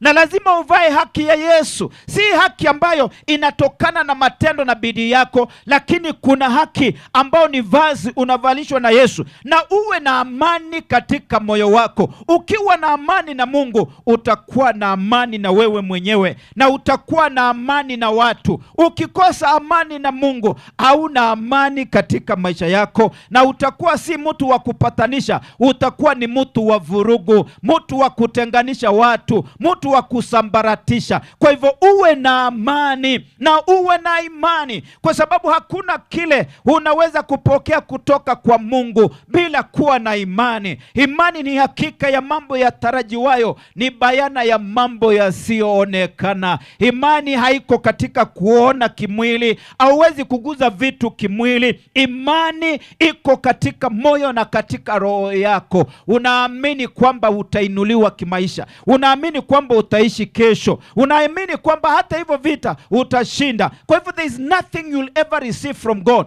without faith. Mungu huguzwa katika imani. hata uponyaji ni kwa imani. Ndiyo, utakunywa vitembe, hutaenda hospitali, hata wengine wataenda kwa waganga na washirikina, hata ingawa wanajiita ni Wakristo, lakini msaada utoki pale, unatoka kwa Bwana. Kwa hivyo kuwa na imani, na mbali na kuwa na imani, uwe na wokovu, wokovu ambao umetokana na kukombolewa. Ukimjua Bwana kama Mwokozi, ukombolewe kutoka kwa mazoefu na mambo fulani ambayo yako na kunyima kukua katika wokovu. Lazima uachane na dhambi na mambo mengine ambayo yanakufanya utembee kama konokono katika maisha, na hayo yanawezekana iwapo unajijenga katika neno la Mungu ambalo ni upanga wa Roho. Kwa hivyo wapendwa, neno limesema katika Wakorintho wa pili 10:3 kuelekea chini kwamba hata kama tunatembea na kuishi katika mwili, tunapigana ama tunafanya vita sio jinsi ya kimwili, lakini ya kiroho. Corinth was a cosmopolitan city. Mahali ambapo Mtume Paulo anawaandikia ni sehemu ambayo ilikuwa ya kifahari sana. It was a commercial center, mahali pa biashara, na kila mtu angekuja Corinth kufanya biashara. Na katika mji ule ulikuwa umejaa vinyago, umejaa sanamu, umejaa ibada za kipagani. Walikuwa wamesimamisha kila aina ya sanamu, lakini katikati ya mji ule kulikuwa na watu wa Mungu ambao walikuwa wanaitwa wa Korintho, ambao waliachana na ulimwengu na wakakubali kuwa Wakristo, wafuatane na Yesu. Ninajua hata katika maeneo haya ya Rion Sase kuna kila aina ya ibada. Kuna sanamu, kuna vinyago, kuna ibada ya riabari ya kunta na mashandaraba na zingine. Kuna kila aina ya mambo hapa. Kuna watu wanategemea mizimu. Kuna watu wamekwama katika tamaduni na desturi za kiupumbavu na ujinga ya kuabudu misimu, lakini wewe unaweza kuwa Mkristo wa kweli. Unajua, ni kama hata kanisa la Mungu, kanisa limejaa magugu. Kanisa liko na kila aina ya mtu. Kama ulikuja kanisani ukitarajia watu walio hapa wote ni Wakristo, unajidanganya. Mtu mmoja akasema, if you find a perfect church on earth, join that church if you find it, but remember that church ceases to be perfect because you are not perfect. Kwa hivyo ukilipata kanisa ambalo unasema hili kanisa ni nzuri na la Mungu kama Rion Sase, ukumbuke hivyo, jiunge na hilo kanisa, lakini ukumbuke linakosa kuwa kamilifu, kwa sababu hata wewe si mkamilifu. You are not perfect. Na ndio maana ukiwa hapa ukianza kutafuta makosa kwa watu utayapata. Ukianza kutafuta dhambi utaipata. Utakuwa kama msemo mbaya ambayo unaitwa, unasema hivi, nyani haoni kundule. Nyani ni mnyama, alafu katika sitting department amewekewa mataa mawili makubwa, anakuanga msituni pale. Huwa haoni yake, anaonanga ya mwingine. Watu wengi pia wako namna hiyo. Ukiwa nyumbani mwa Bwana unatafuta makosa na mambo ya watu, lakini uoni yako. Unajua, kuna mtu mmoja ambaye alikuwa ni mzee, amebarikiwa tu na mke wake, wako salama, lakini mzee alikuwa na shida. Kule nyumbani walikuwa na yaya, huyu maid wa kuwasaidia kazi hivi, na mama alikuwa ameanza kuangalia, anaona huyu mzee ni kama kuna vile anamezea mate huyu msaidizi. Sasa alikuwa na watoto wakubwa high school kwenda juu, watoto kama 4 hivi, na mtoto huyu mmoja ambaye Mungu analeta, huyu wakati umefikiria umemalizana na mambo ya watoto, lakini Mungu anakupatia kama mdogo tu hapo, kadogo kanakujanga baada ya miaka 10, kanakuja baada ya miaka 5. Wakati umesema nimefunga historia ya kupata watoto, lakini Mungu anakuletea. Sasa kulikuwa na mtoto kadogo hapo nyumbani. Siku moja akaambia mami, unataka nikuambie kitu? Akasema, kitu gani sasa? Akasema, baba. Akamwambia, nimempata sasa. Nilikuwa natafuta hii. Akasema, nyamaza kabisa, usiniambie mwanangu. Leo jioni nitabadilisha menu, nitatengeneza chakula mzuri, alafu utakaa karibu na mimi. Nikikufinya hivi uripuke useme kila kitu, tuaibishe baba yako, tumempata sasa.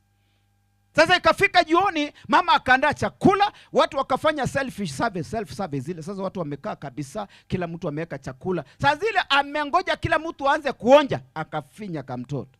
Kakaanza, mami, nataka nikuambie kitu. Alafu anajifanya ati we wacha.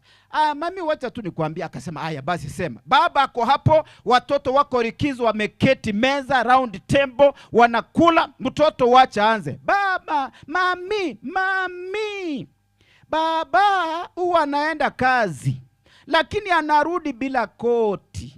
Na nilimuona waliingia kwa nyumba yenu wakafanya kila kitendo niliona ukifanya na mtu wa makaa. Ya kuliharibika. Sasa mama, usiniuliza hadithi iliendaje. Alimripua mzee mbele, lakini kumbe hata mama alikuwa anafanya biashara ya makaa pia alikuwa na shida. Hivyo ndivyo livyo kwa watu wa Mungu. Wanatafuta mambo, wanatafuta makosa. Lakini sikiliza, mbali na hayo, lazima ujue tuko kwenye vita, na ni afadhali kuwa kanisani kuliko kuwa duniani. Hapa uko sawa. Ukiwa mwanafunzi, lazima uende shule. Huwezi sema ni mwanafunzi na uendi shule. Ati hiyo kanisa nimewaachia maana iko na wachawi, iko na wakora, iko na watu wabaya. Kanisa ni kiunga.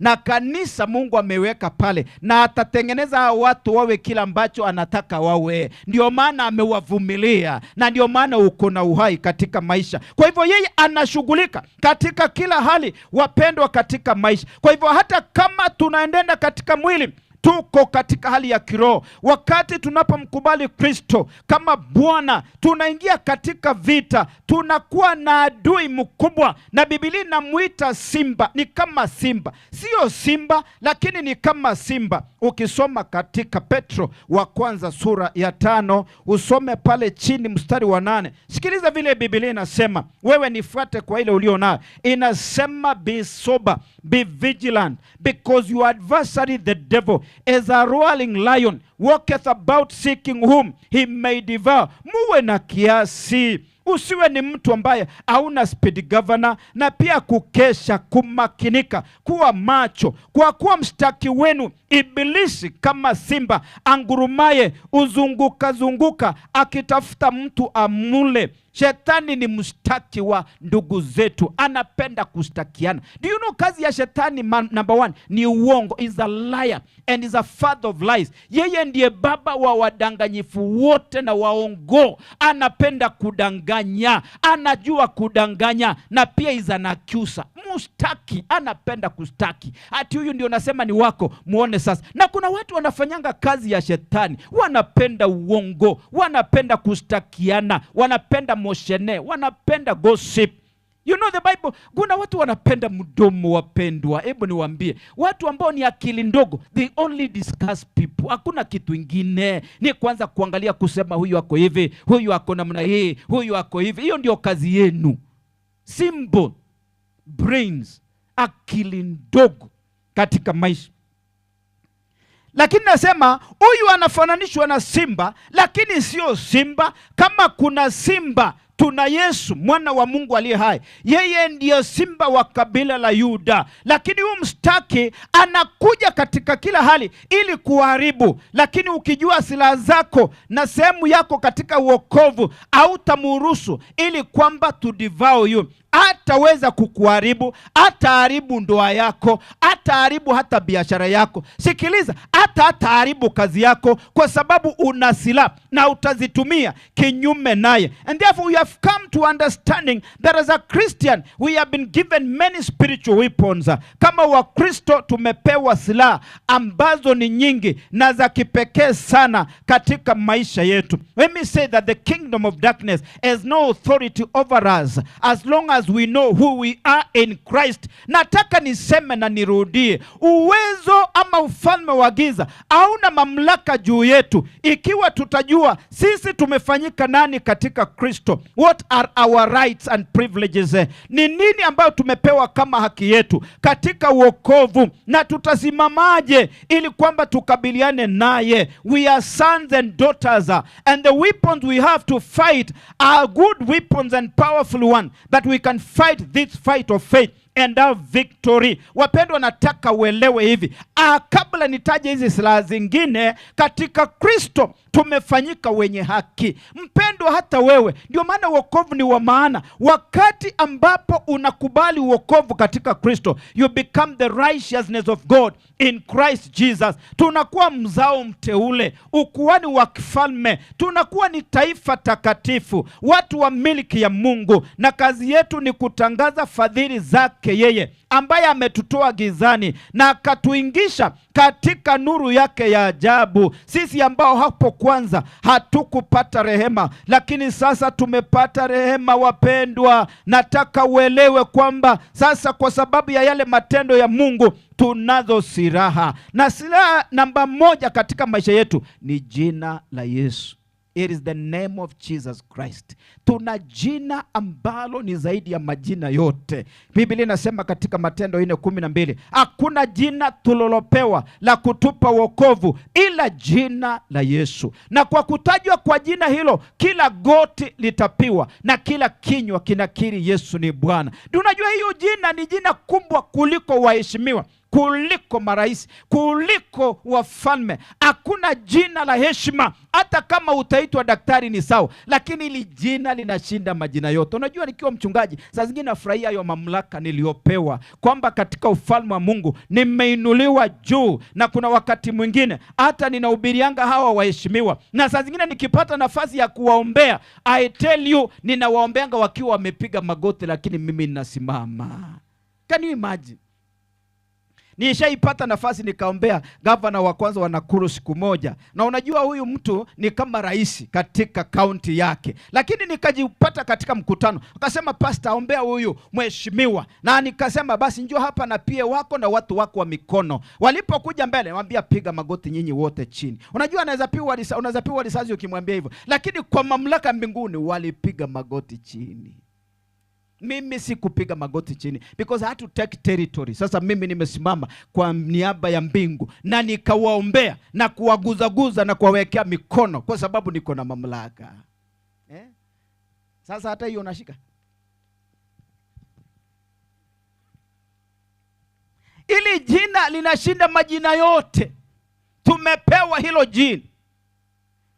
Kuna wakati former CJ Maraga ambaye sasa anauliza tu rais, amekata kesi na amenullify uchaguzi. Nikampata Nakuru Central nikihubiri. Nikamwambia njoo mtu wa Mungu nikuombee sasa. Nimemaliza kuhubiri. Alitembea mbele na mke wake. Nikamwambia piga magoti chini. Mimi nimesimama Moffat hata kama ni mdogo namna gani. Alafu naambia elders wote ambao mmekaa mikono standing or sitting, njoo hapa. Piga magoti mkimzingira mtu wa Mungu. Mimi nimesimama. Unaona mbingu venye iko hatari sana. Ili jina ni zaidi ya majina. Alafu ninamuombea, ninambariki, ninasema maneno mazuri, ninamwacha aende.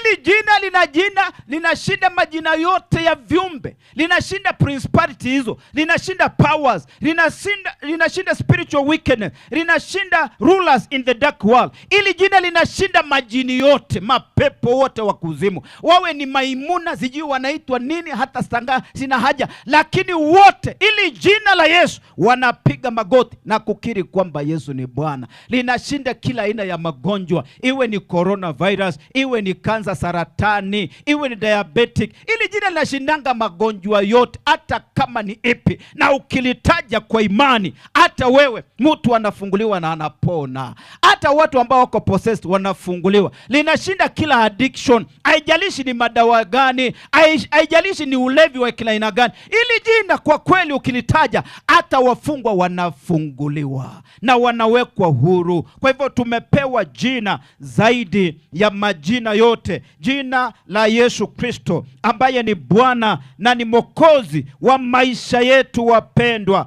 Methali 18 mstari wa 10 inasema, the name of the Lord is a strong tower, the righteous runneth into it and is saved. Ili jina ni ngome imara, mwenye haki ukimbilia akawe salama. Namba 2, silaha ambayo ni kali sana tulio nayo ni the blood of Jesus, damu ya Yesu. Na tulizungumza kuhusu damu ya Yesu. Sikiliza Bwana, hata wana wa Israeli wakati wanatoka utumwani katika Agano la Kale, Mungu alipotaka kuwakomboa na Farao amekuwa na shingo ngumu, amekuwa ni mtu ambaye hataki kujisalimisha kwa urahisi, na ni Mungu alimfanya kuwa hivyo mgumu. Lakini ilifika ikapitishwa wazaliwa wa kwanza watauliwa, na akaambia Musa na wana wa Israeli, kile ambacho mtafanya, mchinje tu kondoo, chukua damu, paka tu kwa misho ya nyumba hapo kwa milango, paka damu. Hata wa Misri ambao waliona Waisraeli wakiweka damu, walipoweka damu katika milango ya nyumba zao,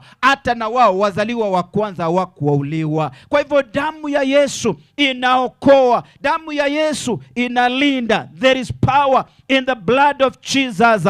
Hii damu ya Yesu ndio tumetangaziwa kwamba inapeana ushindi kwa wale watakatifu, na neno la ushuhuda. Damu ya Yesu inaponya, inakomboa. Damu ya Yesu inapeana ulinzi kwa kila anayemwamini Bwana. Learn to plead the blood of Jesus over your life, over your family, over your children, over your house. Wewe takaza maisha yako na damu ya Yesu. Takaza hata safari, takaza chochote. Nena tu, hata kama utaonekana kwamba hauna akili vizuri, wewe kubali kuweka damu ya Yesu. Silaha namba 3 tulio nao ni neno la Mungu, the sword of the Spirit, upanga wa Roho. The Bible is written as a letter of love kwetu kutoka kwa Mungu, lakini hili neno la Mungu tukiliweka ndani yetu linakuwa uhai, na ukitamuka hili neno Mungu anajidhihirisha.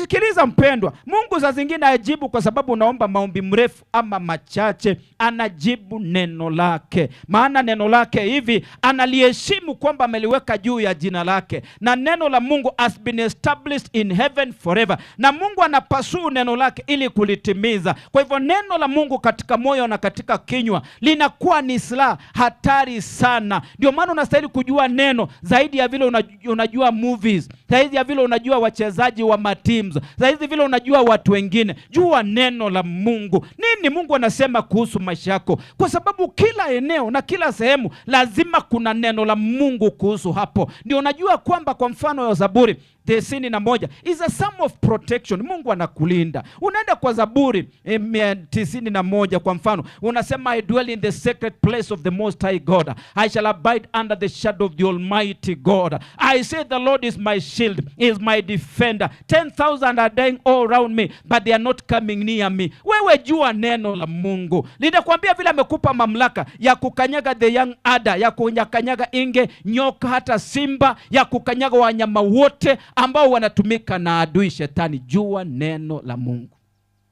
maana ni silaha hatari sana. Na mbali kwamba neno hili limewekwa katika gadgets kama hizi, kuwa na hadi copy, kuwa na hili neno katika maisha yako, maana litakupa ulinzi, litakupa ushindi katika maisha yako. Pia silaha nyingine, niseme mbili nimalize, is praying in the Holy Ghost. Praying in the Holy Ghost, kuomba katika Roho, kuomba kwa akili, lakini pia kuomba kwa moyo, kuomba kwa Roho. Yani ukiomba ukiongozwa na Roho wa Mungu. Warumi 8:26-27 inasema hatujui kuomba inavyostahili, lakini Roho wa Mungu uyakilisha maneno haya kwa Baba kwa njia ya kuguna na ya ndani ambayo hatuwezi kuelewa. Wacha kuomba maombi tu ambayo tu hata yawezi kufukuza inzi. Kubali kuongozwa na Roho wa Mungu. Maombi ya kujililia, mimi si kitu, sijui mgongo itanimaliza, nitakufa, hiyo ni maombi yenye hata Mungu asikiangi. Hata wewe ukisikiza saa zingine hayaendangi zaidi ya ceiling. Omba maombi ya imani. Omba maombi ukijua kwamba katika Kristo umepewa ushindi. Biblia imesema katika hiyo Warumi, ukisoma itakuambia vile ambavyo nimenukulu, lakini hili uelewe vizuri, wacha tusome pamoja katika Warumi sura ya 8. Ukisoma mstari wa 26 inasema maneno haya, kadhalika Roho naye utusaidia udhaifu wetu, kwa maana hatujui kuomba jinsi itupasavyo, lakini Roho mwenyewe utuombea kwa kuugua kusikoweza kutamkwa, na yeye huichunguza mioyo, aijua nia ya Roho ilivyo, kwa kuwa uwaombea watakatifu kama apendavyo. Tunajua huyu Roho yuko na anaishi ndani yetu, kwa hivyo anatusaidia kuwakilisha haya mambo inavyostahili mbele za Mungu. Wapendwa, omba lakini kubali uongozi wa Roho wa Mungu. Namba ya mwisho ambao ni silaha ya kipekee ni binding and loosing, kufunga na kufungua. You bind things, you loose other things. Katika Mathayo 16, silaha hii ni muhimu sana. 16 ukisoma mstari wa 18 inasema, nami nakuambia wewe ndiwe Petro, na juu ya mwamba huu nitalijenga kanisa langu, wala milango ya kuzimu haitaliangusha. Nami nakupa wewe funguo za ufalme wa mbinguni, na lolote utakalolifunga duniani litakuwa limefungwa mbinguni, na lolote utakalofungua duniani litakuwa limefunguliwa mbinguni. Sikiliza, Mungu ameweka ndani yetu uwezo wote ambao unahitaji. Ndio maana ukipatana na hali fulani, sio unaanza kuambia Yesu, kuja hurumia huyu, muguze, mfungue. Hawezi kuja. Amekupa nafasi wewe umfungue katika jina la Yesu. Amekupa nafasi umtamukie baraka, umwambie atainuliwa, na Mungu atatimiza hilo. Lakini Mungu, tuma dawa yako ya siri. Kwa nini ikuwe ya siri? Si akuje tu. Kwa nini atume ya siri? Ati tuma dawa ya tomelio olia bobisi omo kunoga kindo jengo gendali. Hakuna majibu itakuwa kwa maombi kama hiyo. Sijui kama mnanipata watu wa Mungu. Wakati ambapo unajifunza kufunga na kufunga, you bind and loose. Jesus was not saying that Peter was the rock. Of course, baadaye alimukataa. But the rock referred to the revelation that Jesus is the Christ. Kwamba Yesu ndio Kristo, the Son of the living God. And keys of the kingdom is access to everything in heaven. Kwa hivyo funguo ni kiingilio katika mbingu. The keys are binding and loosing. Ufunguo ambayo alimwambia nimekupa Petro, kwa sababu ya kujua mimi ni Masihi, ni ya kufunga na kufungua. Wapendwa, sikiliza, ninajua ninyi ni Waadventista wenzangu, na mambo haya kwa wengi ayaleti common magekere, ninajua, lakini sikiliza, haya ndio mambo ya kiroho unastahili kuyaelewa. We bind the enemy and foul spirit of infirmity. Sikia, maroho ya udhaifu na unyonge huwa yanafungwa. Hiyo miguu inauma, na hata unaenda kwa daktari anakuambia siuende utafute watu wa kuombea, inamaanisha ni kufungwa, umefungwa. Kwa hivyo mpaka ifungwe ndio ufunguliwe. We bind the spirit of poverty, umasikini, ufukara. Do you know maskini ni spirit ya mateso, ya kunyanyaza mtu awinuki. Zamani abantu twari kuikaranzira marindi, yani amarindi, umasikini chinda na umasikini, uchafu. Watu wanakaa maisha wainuki.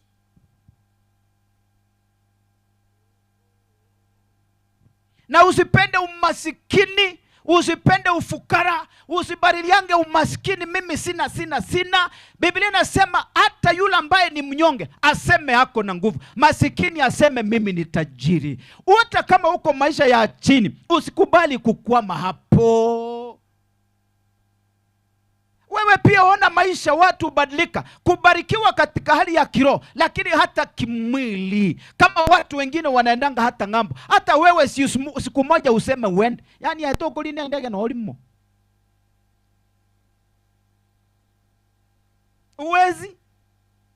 Yani juu kwenu hakuna mtu ameendesha gari, wewe huwezi endesha gari. Ni ukubali useme mimi nakataa. Uendeshanga hata ka Probox kama Kaelda, ka Probox. Uendeshange tu kama kagari. Hata wewe uishi vizuri, hata watoto wako wakae vizuri. Hiyo ni maroho inakuanga behind. Hata ndoa yako pia isurvive na ishi. Yani ayena yoranya goseri kukerenga. Wewe ndio wakufukuzwa, huwezi kaa kwa ndoa idumu. Na unaona kuna watu wanazeeka pamoja katika ndoa. So we bind, tuwa tunafunga. hata maro ya umasikini. Na Mungu hajabadilisha, ni ufanye kazi ndio ukule, sio uombe tu nisaidie bega kila wakati. Sina kitu ukonya kusumbe vituma mpaka kuna mahali unaweza lima. Uwezi enda kulima kama umeomba leo, kesho si ulime.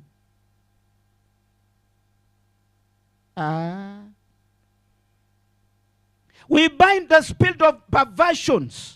LGBTQ, watu wako na ushoga. Unapata watoto wamechukuliwa mashoga, wa kiume wa kike, alafu anasema ni orientation. Ni orientation gani? Mwanaume na mwanaume, mwanamke na mwanamke. Alafu unasema ati nimegundua ati nimeumbwa namna hiyo. You are not heterosexual. Lakini unataka kusema huyu Mungu mwenye alikuumba na akakuwekea those gadgets hakuwa anajua kitu anafanya. We bind depression. Watu wanakuwa na misongo. Unajua saa zingine kuinuliwa kimaisha kunafanyanga watu wanakuwa na stress. Ako na mali mpaka anashindwa apeleke wapi. Mwisho ati alikufa sehemu moja akawa paralyzed na akaenda depression. Wengine umaskini na ufukara, kukosefu mpaka amejaa stress, sasa anatembeanga na scratches. Depression. Kila mtu ana stress, lakini usikubali stress yenye hawezi release. Oppressions, watu wako harassed, watu wako tormented, mtu anasumbuliwa na mengine huwa tunayafunga. But we lose the gift of healing. Tunafungua kipawa cha uponyaji. We release abundance, peace, joy, wholeness katika maisha ya watu wa Mungu. And therefore to bind and loose is basically forbidding, binding and allowing losing. So when we take our right of authority over situation, God is right there backing us up all the way. The Christians use the authority that Jesus has given us. That power also means authority. We have delegated power and authority as Jesus representatives. Tuko na nguvu, tuko na mamlaka ambaye ametupa kama wakilishi wa Kristo hapa duniani. Mungu hawezi kuja hubiri hapa. Lazima atumie Gertrude, lazima asimamishe Alice, lazima asimamishe mtu fulani ndiye hubiri. Meaning hata kuachilia nguvu ama mamlaka ya kubadilisha maisha na vitu vya watu mpaka atumie mtu.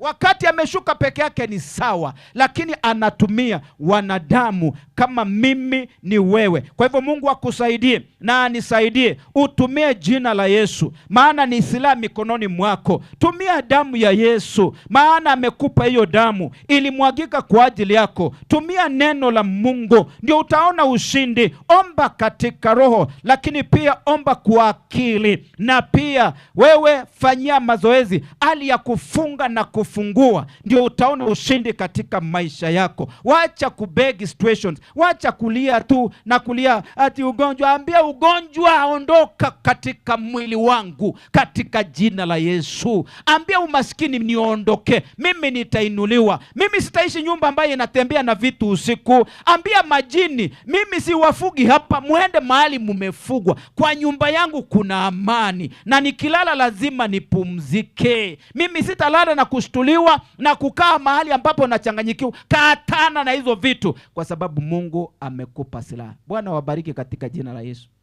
Tusimame tuombe. Wale mnabatizwa tumewaita hapa. Kama unasikia kubatizwa, peana jina lako ubatizwe. Kama hutaki, hatuwezi kukulazimisha. Tusimame tuombe.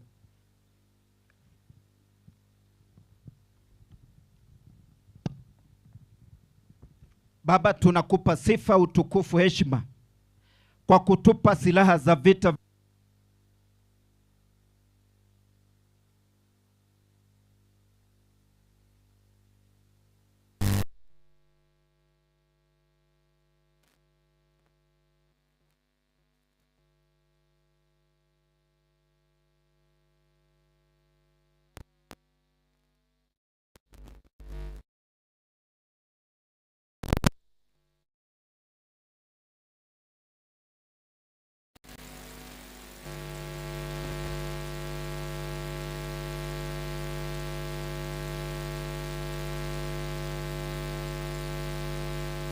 zako.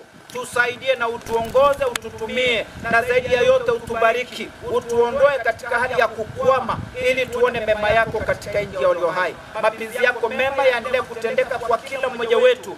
Ni katika jina la Yesu Kristo tumeomba na kuamini.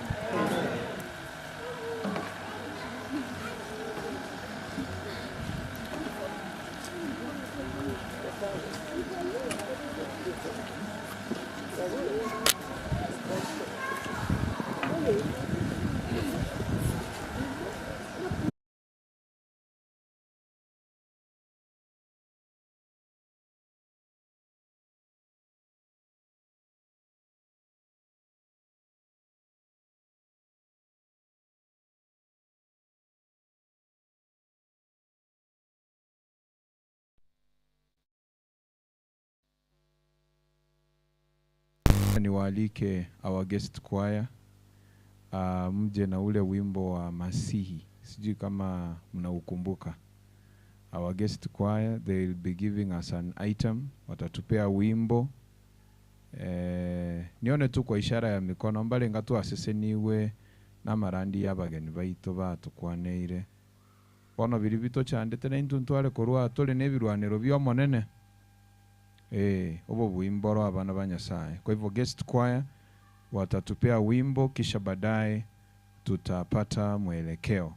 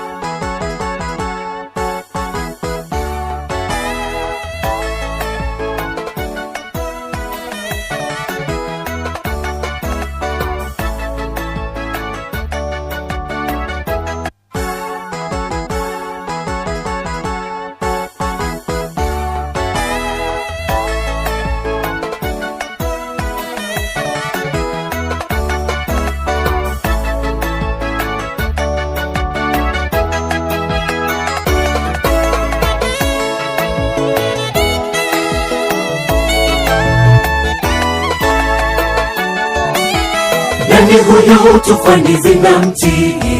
Nani huyu mapepo yamtambua? Nani huyu anayewaponya wagonjwa na kuamsha hata wafu waliolala? Awaridhishaye maelfu ya watu kwa kutumia samaki wawili na mikate mitano tu. Nani huyu tufani zinamtii? Nani huyu mapepo yamtambua? Nani huyu anayewaponya wagonjwa na kuamsha hata wafu waliolala? Awaridhishaye maelfu ya watu kwa kutumia samaki wawili na mikate mitano tu. Nani huyo? Ndiye Masihi, na leo yu miongoni mwetu. Aliyatenda zamani makuu, na leo anayatenda. Hajamufikisha umbali huu, alipomuangusha sasa. Amini yuko karibu kukuonyesha jinsi alivyo mkuu. Nani huyo? Ndiye Masihi, na leo yu miongoni mwetu. Aliyatenda zamani makuu, na leo anayatenda. Hajamufikisha umbali huu, alipomuangusha sasa. Amini yuko karibu kukuonyesha jinsi alivyo mkuu.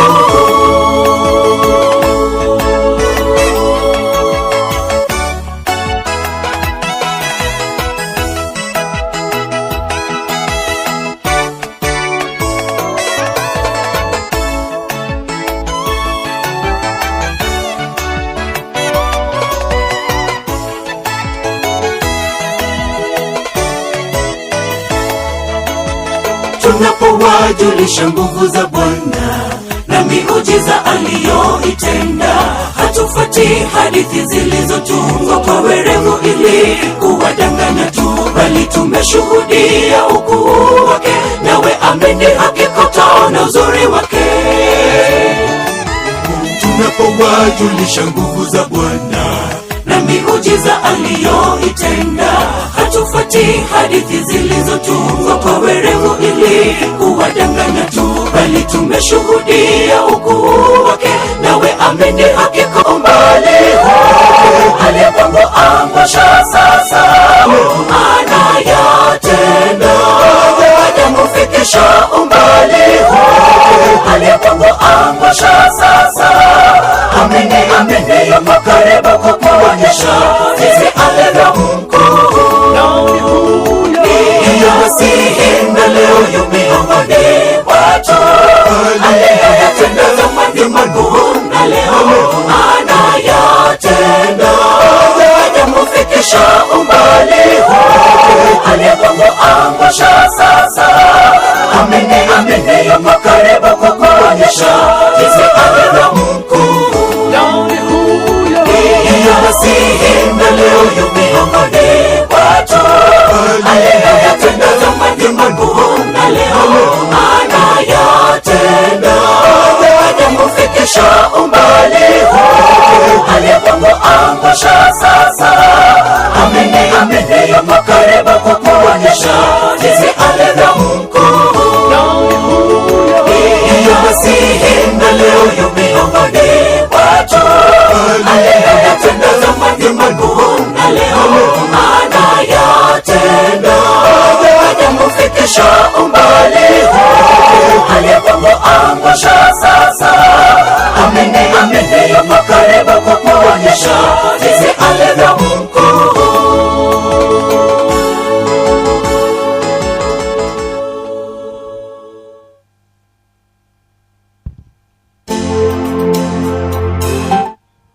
nakitogotebie kwa yeyo gotero kungori okuya monene noare naende nabwate chinguru igorende chinguru echina chitogosaba chibe chitekera togokora ekambi yaito buna mumanyete mambi ekera togoicha. Tunajiandaa na sehemu ya kumshukuru Mungu. Joyce Uganda, naomba usimame utupungie mkono. Joyce, simama utupungie mkono. Joyce yuko bakwani mwa mkwani, na kwa sababu ningependa kesho tutamatishe makambi yetu kwa njia ya kipekee, ningemuomba kila mmoja wetu akaipokee bahasha kutoka kwa dada yetu Joyce ambaye ni treasurer wetu wa kanisa hapa. Akio monene tatokoretia manene kurutua kurite kambi bakalero akimwakira igabona omonene tatokoretia manene. Mungu ametutendea makuu, na kwa sababu hata yeye pia ni mkuu. Kwa hivyo ningewaomba, tutakuwa na sehemu ya kumshukuru Mungu, Thanksgiving offering. Kwa hivyo namuomba dada Joyce ateremke pale kanisani aje na bahasha, na wale watakaopokezwa bahasha hizo nitafanya ombi. Mimi ndio nawatoa hapa tuende kwa sababu ya chakula cha mchana. Kwa hivyo kila mmoja wetu, ningependa Jane pia msaidie dada yetu Joyce. Jane Wilson ambaye ni treasurer wetu wa makambi, pia simama utusalimie. Mate Jane bantu mbara kumanya karate nayo rato kwani. Jane karaimuka baba ko molisio magani mole go swami stewardship takomanyeti. Jane tokwani ngo biya mano mbale gato bwate Thanksgiving. Ngere Benjamin bwatange uchake kurumo inaliga kila mtu apokezwe bahasha. Benjamin tena naye tokwani bono egere mavu Benjamin wametusalimia iganda ite tokole Nyasaa tokonye tumalize makambi yetu vizuri. Na mnajua makanisa mengine, elder wetu wa Getai nimekuona, Elder Fred, naomba usimame tusalimie tu mzee. Unajua wengine hawajafahamu kwamba uko hapa, naomba tu tusalimie. Kila mtu anapewa bahasha, kila mtu anachukua bahasha hiyo. Wewe chukua bahasha, nitakwambia vile utaitumia. Mimi ndio niko na maagizo. Kila mtu aiwe bahasha, kila mtu anapewa bahasha. Gotero kuku ya inuka batelirega ntoko genda. Na hiyo bahasha ndio utaitumia kesho. Usimuulize jirani yako vile utaitumia. Wewe nisikilize, mimi ndio niko na maagizo vile tutatumia bahasha hiyo. Kila mtu apokezwe bahasha hata yangu naichukua. Asante. Nimeambiwa inuka tena wimbo moja. Wageni wetu jamii. Sijui kama mnafurahia wageni wetu wa makambi tena. Sijui watu wa Rion Sase ngakibono. Kwa yeria ito inuka na inde. Unakuoka na inyorete kuri masibono. Na inuleta kuri konde. Kuri okuya. Maite na kwenye mugachete. Tupendane. Kwanza ile wimbo ya tupendane. Ule wimbo wa tupendane. Tupendane. Kila mtu aseme tupendane. Kwa na ngoja mwigo kwa na mwimu kikorwa. Kila mtu aseme tupendane. Pale nyumbani, kanisani. Kila mtu apewe bahasha. Abande mbale balega, abasaye bali. Babo niko bakolire gasingia. Chenyo bangere chibahasha. Kila umuntu ako ile bahasha korwa. Mimi ndo nitawaambia vile tutaitumia. Kwaya wanaposimama kwa wimbo, bahashe yo igatokobeka esadaka egocha kubaganu mara 4. Tuko na kama mkiangalia abana bali murega ngaimole. Hello children. Abana mbia mole. Unajua watoto wetu hawajakuwa na materials ya kusoma kwa makambi kwa sababu matoleo yao yako chini. Matoleo ya watoto yako pale, kuna matoleo ya camp expense. Abagani baito batorage irie wiki ngima nga kitogo cha kobakoba bagende. Igabono goko beke bashe iyo. Kero mondako ile basha, unaenda nayo nyumbani, unaiombea, unaweka sadaka yako pale, unakuja nayo kesho. Kwa hivyo kesho ikiwezekana tunaweza fanya matoleo hayo kwa mara moja tumalize. Okoli ikagabu onyebage kogenda igo etaithi yaro gatogo chakurue yomo elio kero murandi ataratenena. Kwa hivyo kabla ya mahubiri tutafanya kutoa chisadaka isato.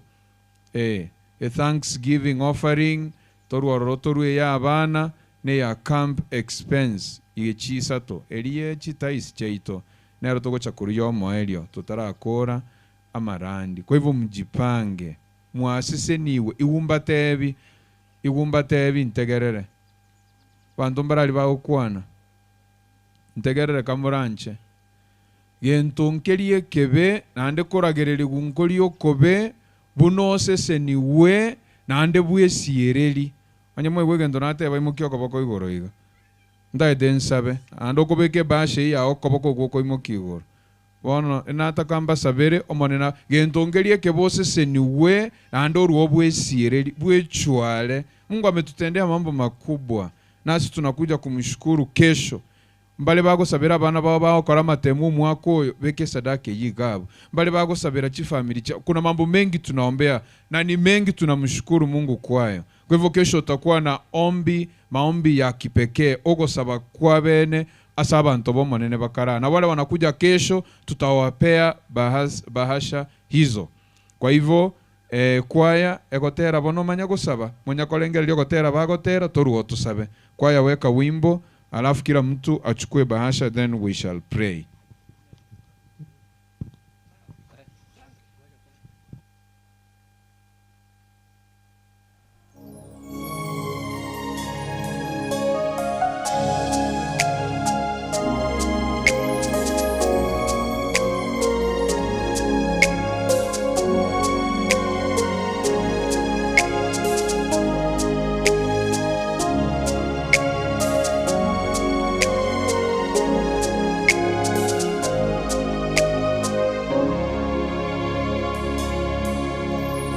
Mungu wetu ni upendo, na alituagiza tuwapende hawa wenzetu tulio nao, kwani hatuwezi mpenda yeye tusiyemwona. Hawa wenzetu tuwaonao, ondoa chuki iliyojaa mioyoni mwetu. Upendo umetoweka kabisa, watu wanajipenda wenyewe. Chuki imejaa moyoni, hatuna utu kwa wenzetu. Tudumishe upendo wa Mungu. Upendo umetoweka kabisa,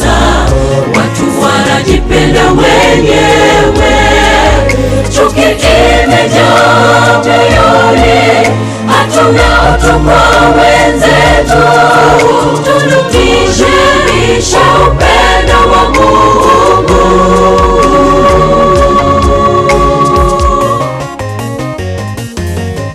Tupendane, tupendane, tuonyeshe upendo usio na unafiki.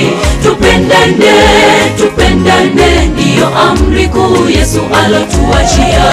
Tupendane, tupendane, tuonyeshe upendo usio na unafiki. Tupendane, tupendane, ndiyo amri kuu Yesu alotuachia.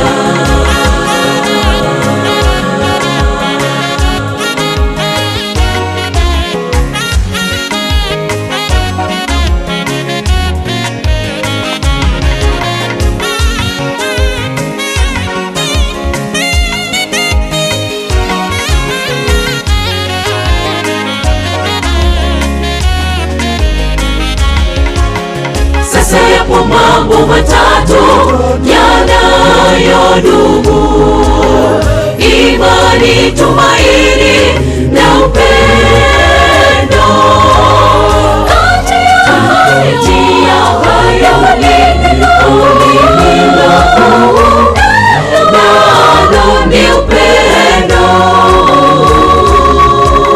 Sasa yapo mambo matatu yanayodumu: imani, tumaini na upendo.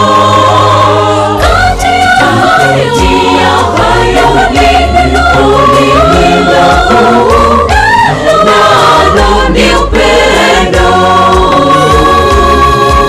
Tupendane, tupendane, tuonyeshe upendo usio na unafiki.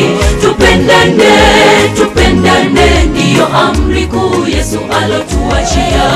Tupendane, tupendane, tuonyeshe upendo usio na unafiki. Tupendane, tupendane, ndiyo amri kuu Yesu alotuachia.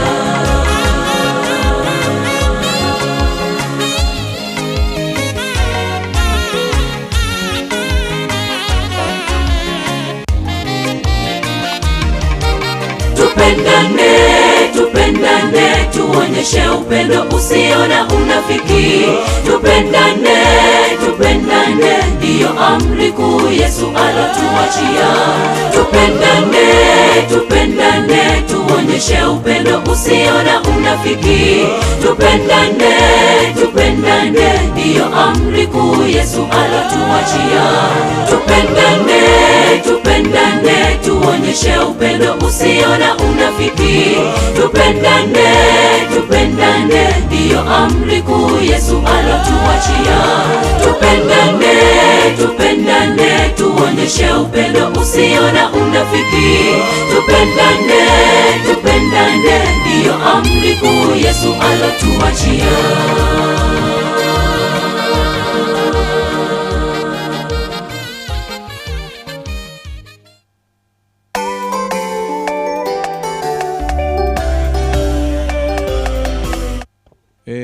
Matera yagakitaria maya murucha abana ba Nyasaye. Sunshine ngaimore kera tokogenda lunch. Sunshine ngotera mure abantu tokogenda lunch. Bono abantu bali kwende batizo ngaibale. Ningependa niwaone kwa ishara ya mikono wale wanaenda kubatizwa. Kuna wale walijitoa, nimeona mkono pale, barikiwa sana ndugu yangu. Na ndengo uriore gochikobatizwa. There was kesho tuko na ubatizo mkubwa utafanyika pale Rigena. Alistokora akolera edara chansali na otokabwate batizo mambi. Pastor yuko pale kwa sababu ya kuandaa mambo na utaratibu wa ubatizo. Hebu niwaone tena kwa mikono wale wanaenda kubatizwa. Wale wako chikonyole batizo naona mmoja ni kama wengine hawajafika. Kwa hivyo tutakutana hapa mahali nipo, wale wanaenda kubatizwa mnione hapa. Mulisi nabwo ate tangazo, alete tangazo hilo alafu tuombe kwa pamoja. Kuna mahindi ambayo yaliuzwa hapa. Mwenyewe alikuwa nani? Sara ndiye alileta mahindi. Yale yaliuzwa. aende kwa karani, aende kwa karani. Mkumbuke kwamba mmeitwa Sunshine, mmeitwa muimbe wimbo wa kwaheri, alafu guest choir pamoja na wageni wale wamekuwa hapa nasi juma lote zima waingie hapa wakati Sunshine inaendelea kuwapigia kwaheri.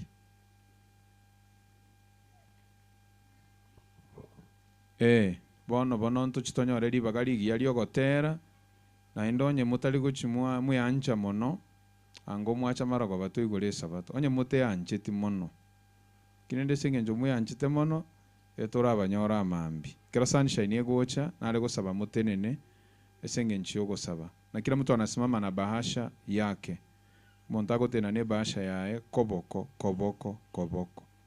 okoboko bahasha koboko egere tusabe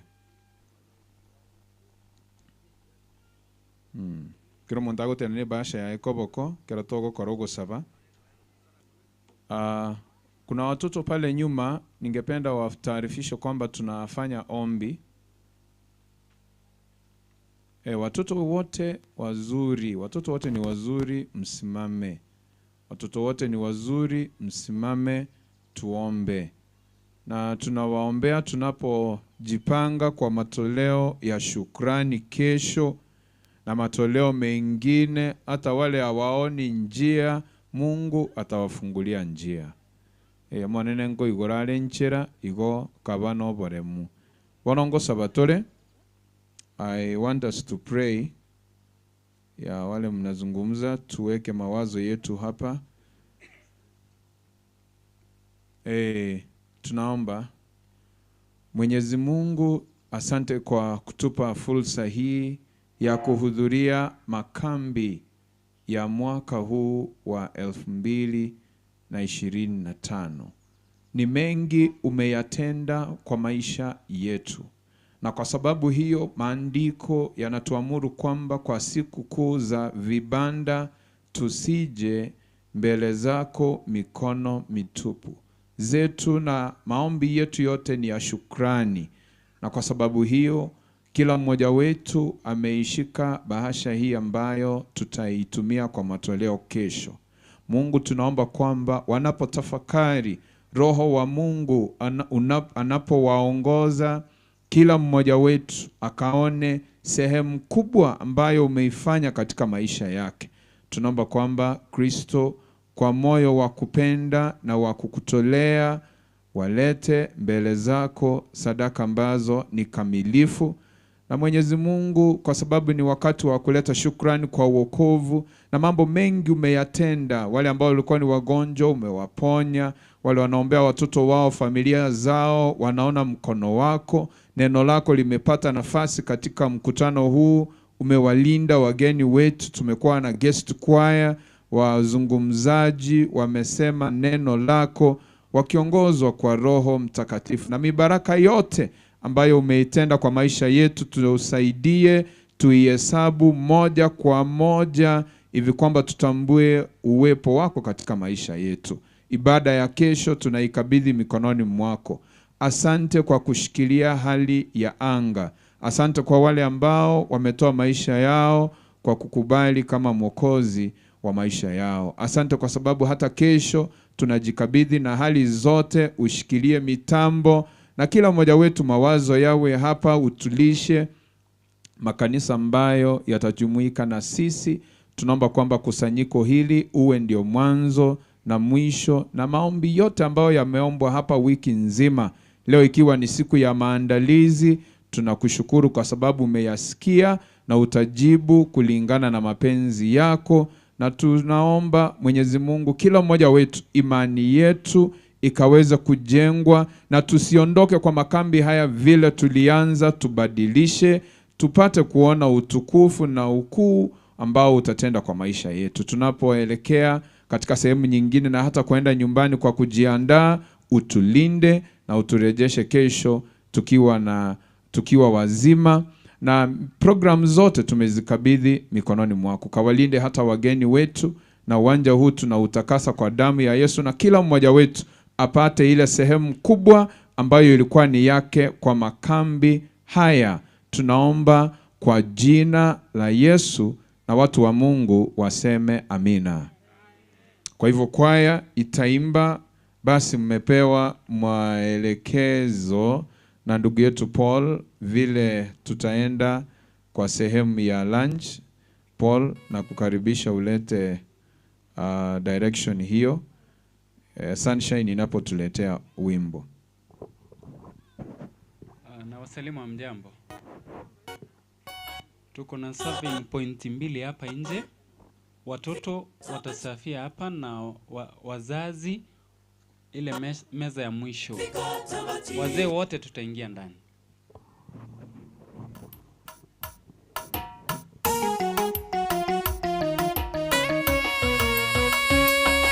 Wageni tuingie ndani.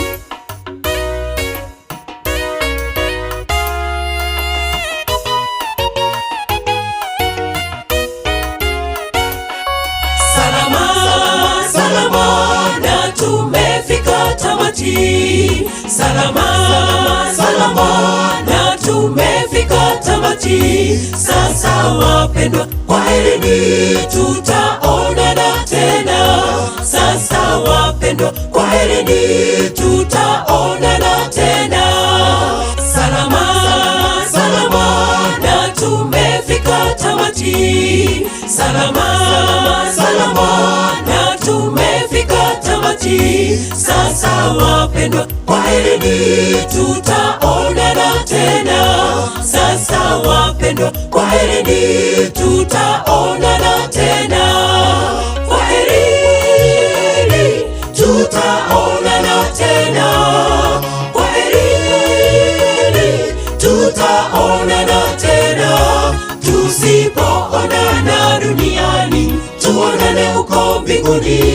Tusipoonana duniani, tuonane huko mbinguni, paradiso. Kwaherini, tutaonana tena. Kwaherini, tutaonana tena.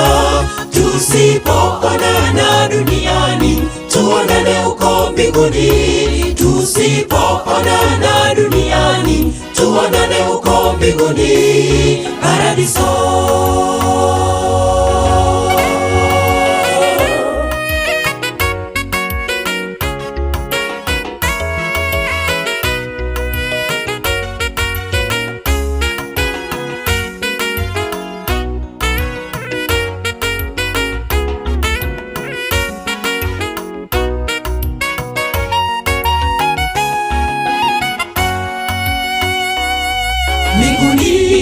Mbinguni hatutaagana tena.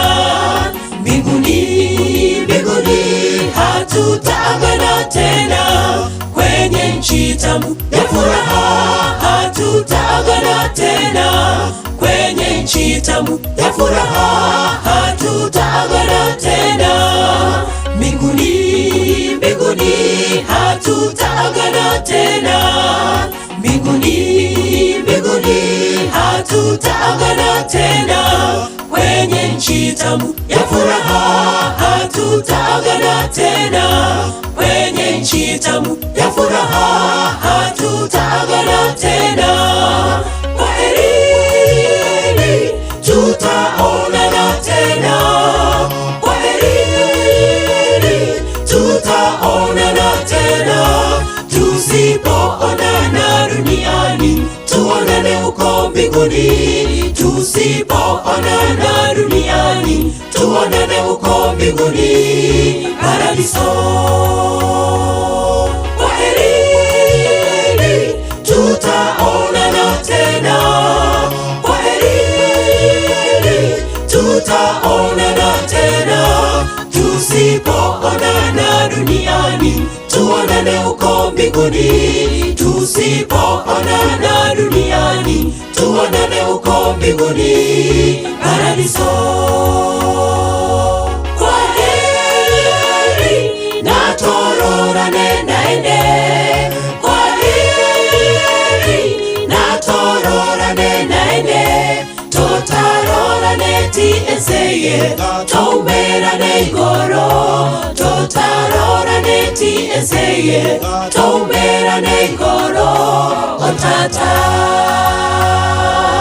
kwa heri na tororane naende kwa heri na tororane naende totarorane ti ezeye toumerane igoro totarorane ti ezeye toumerane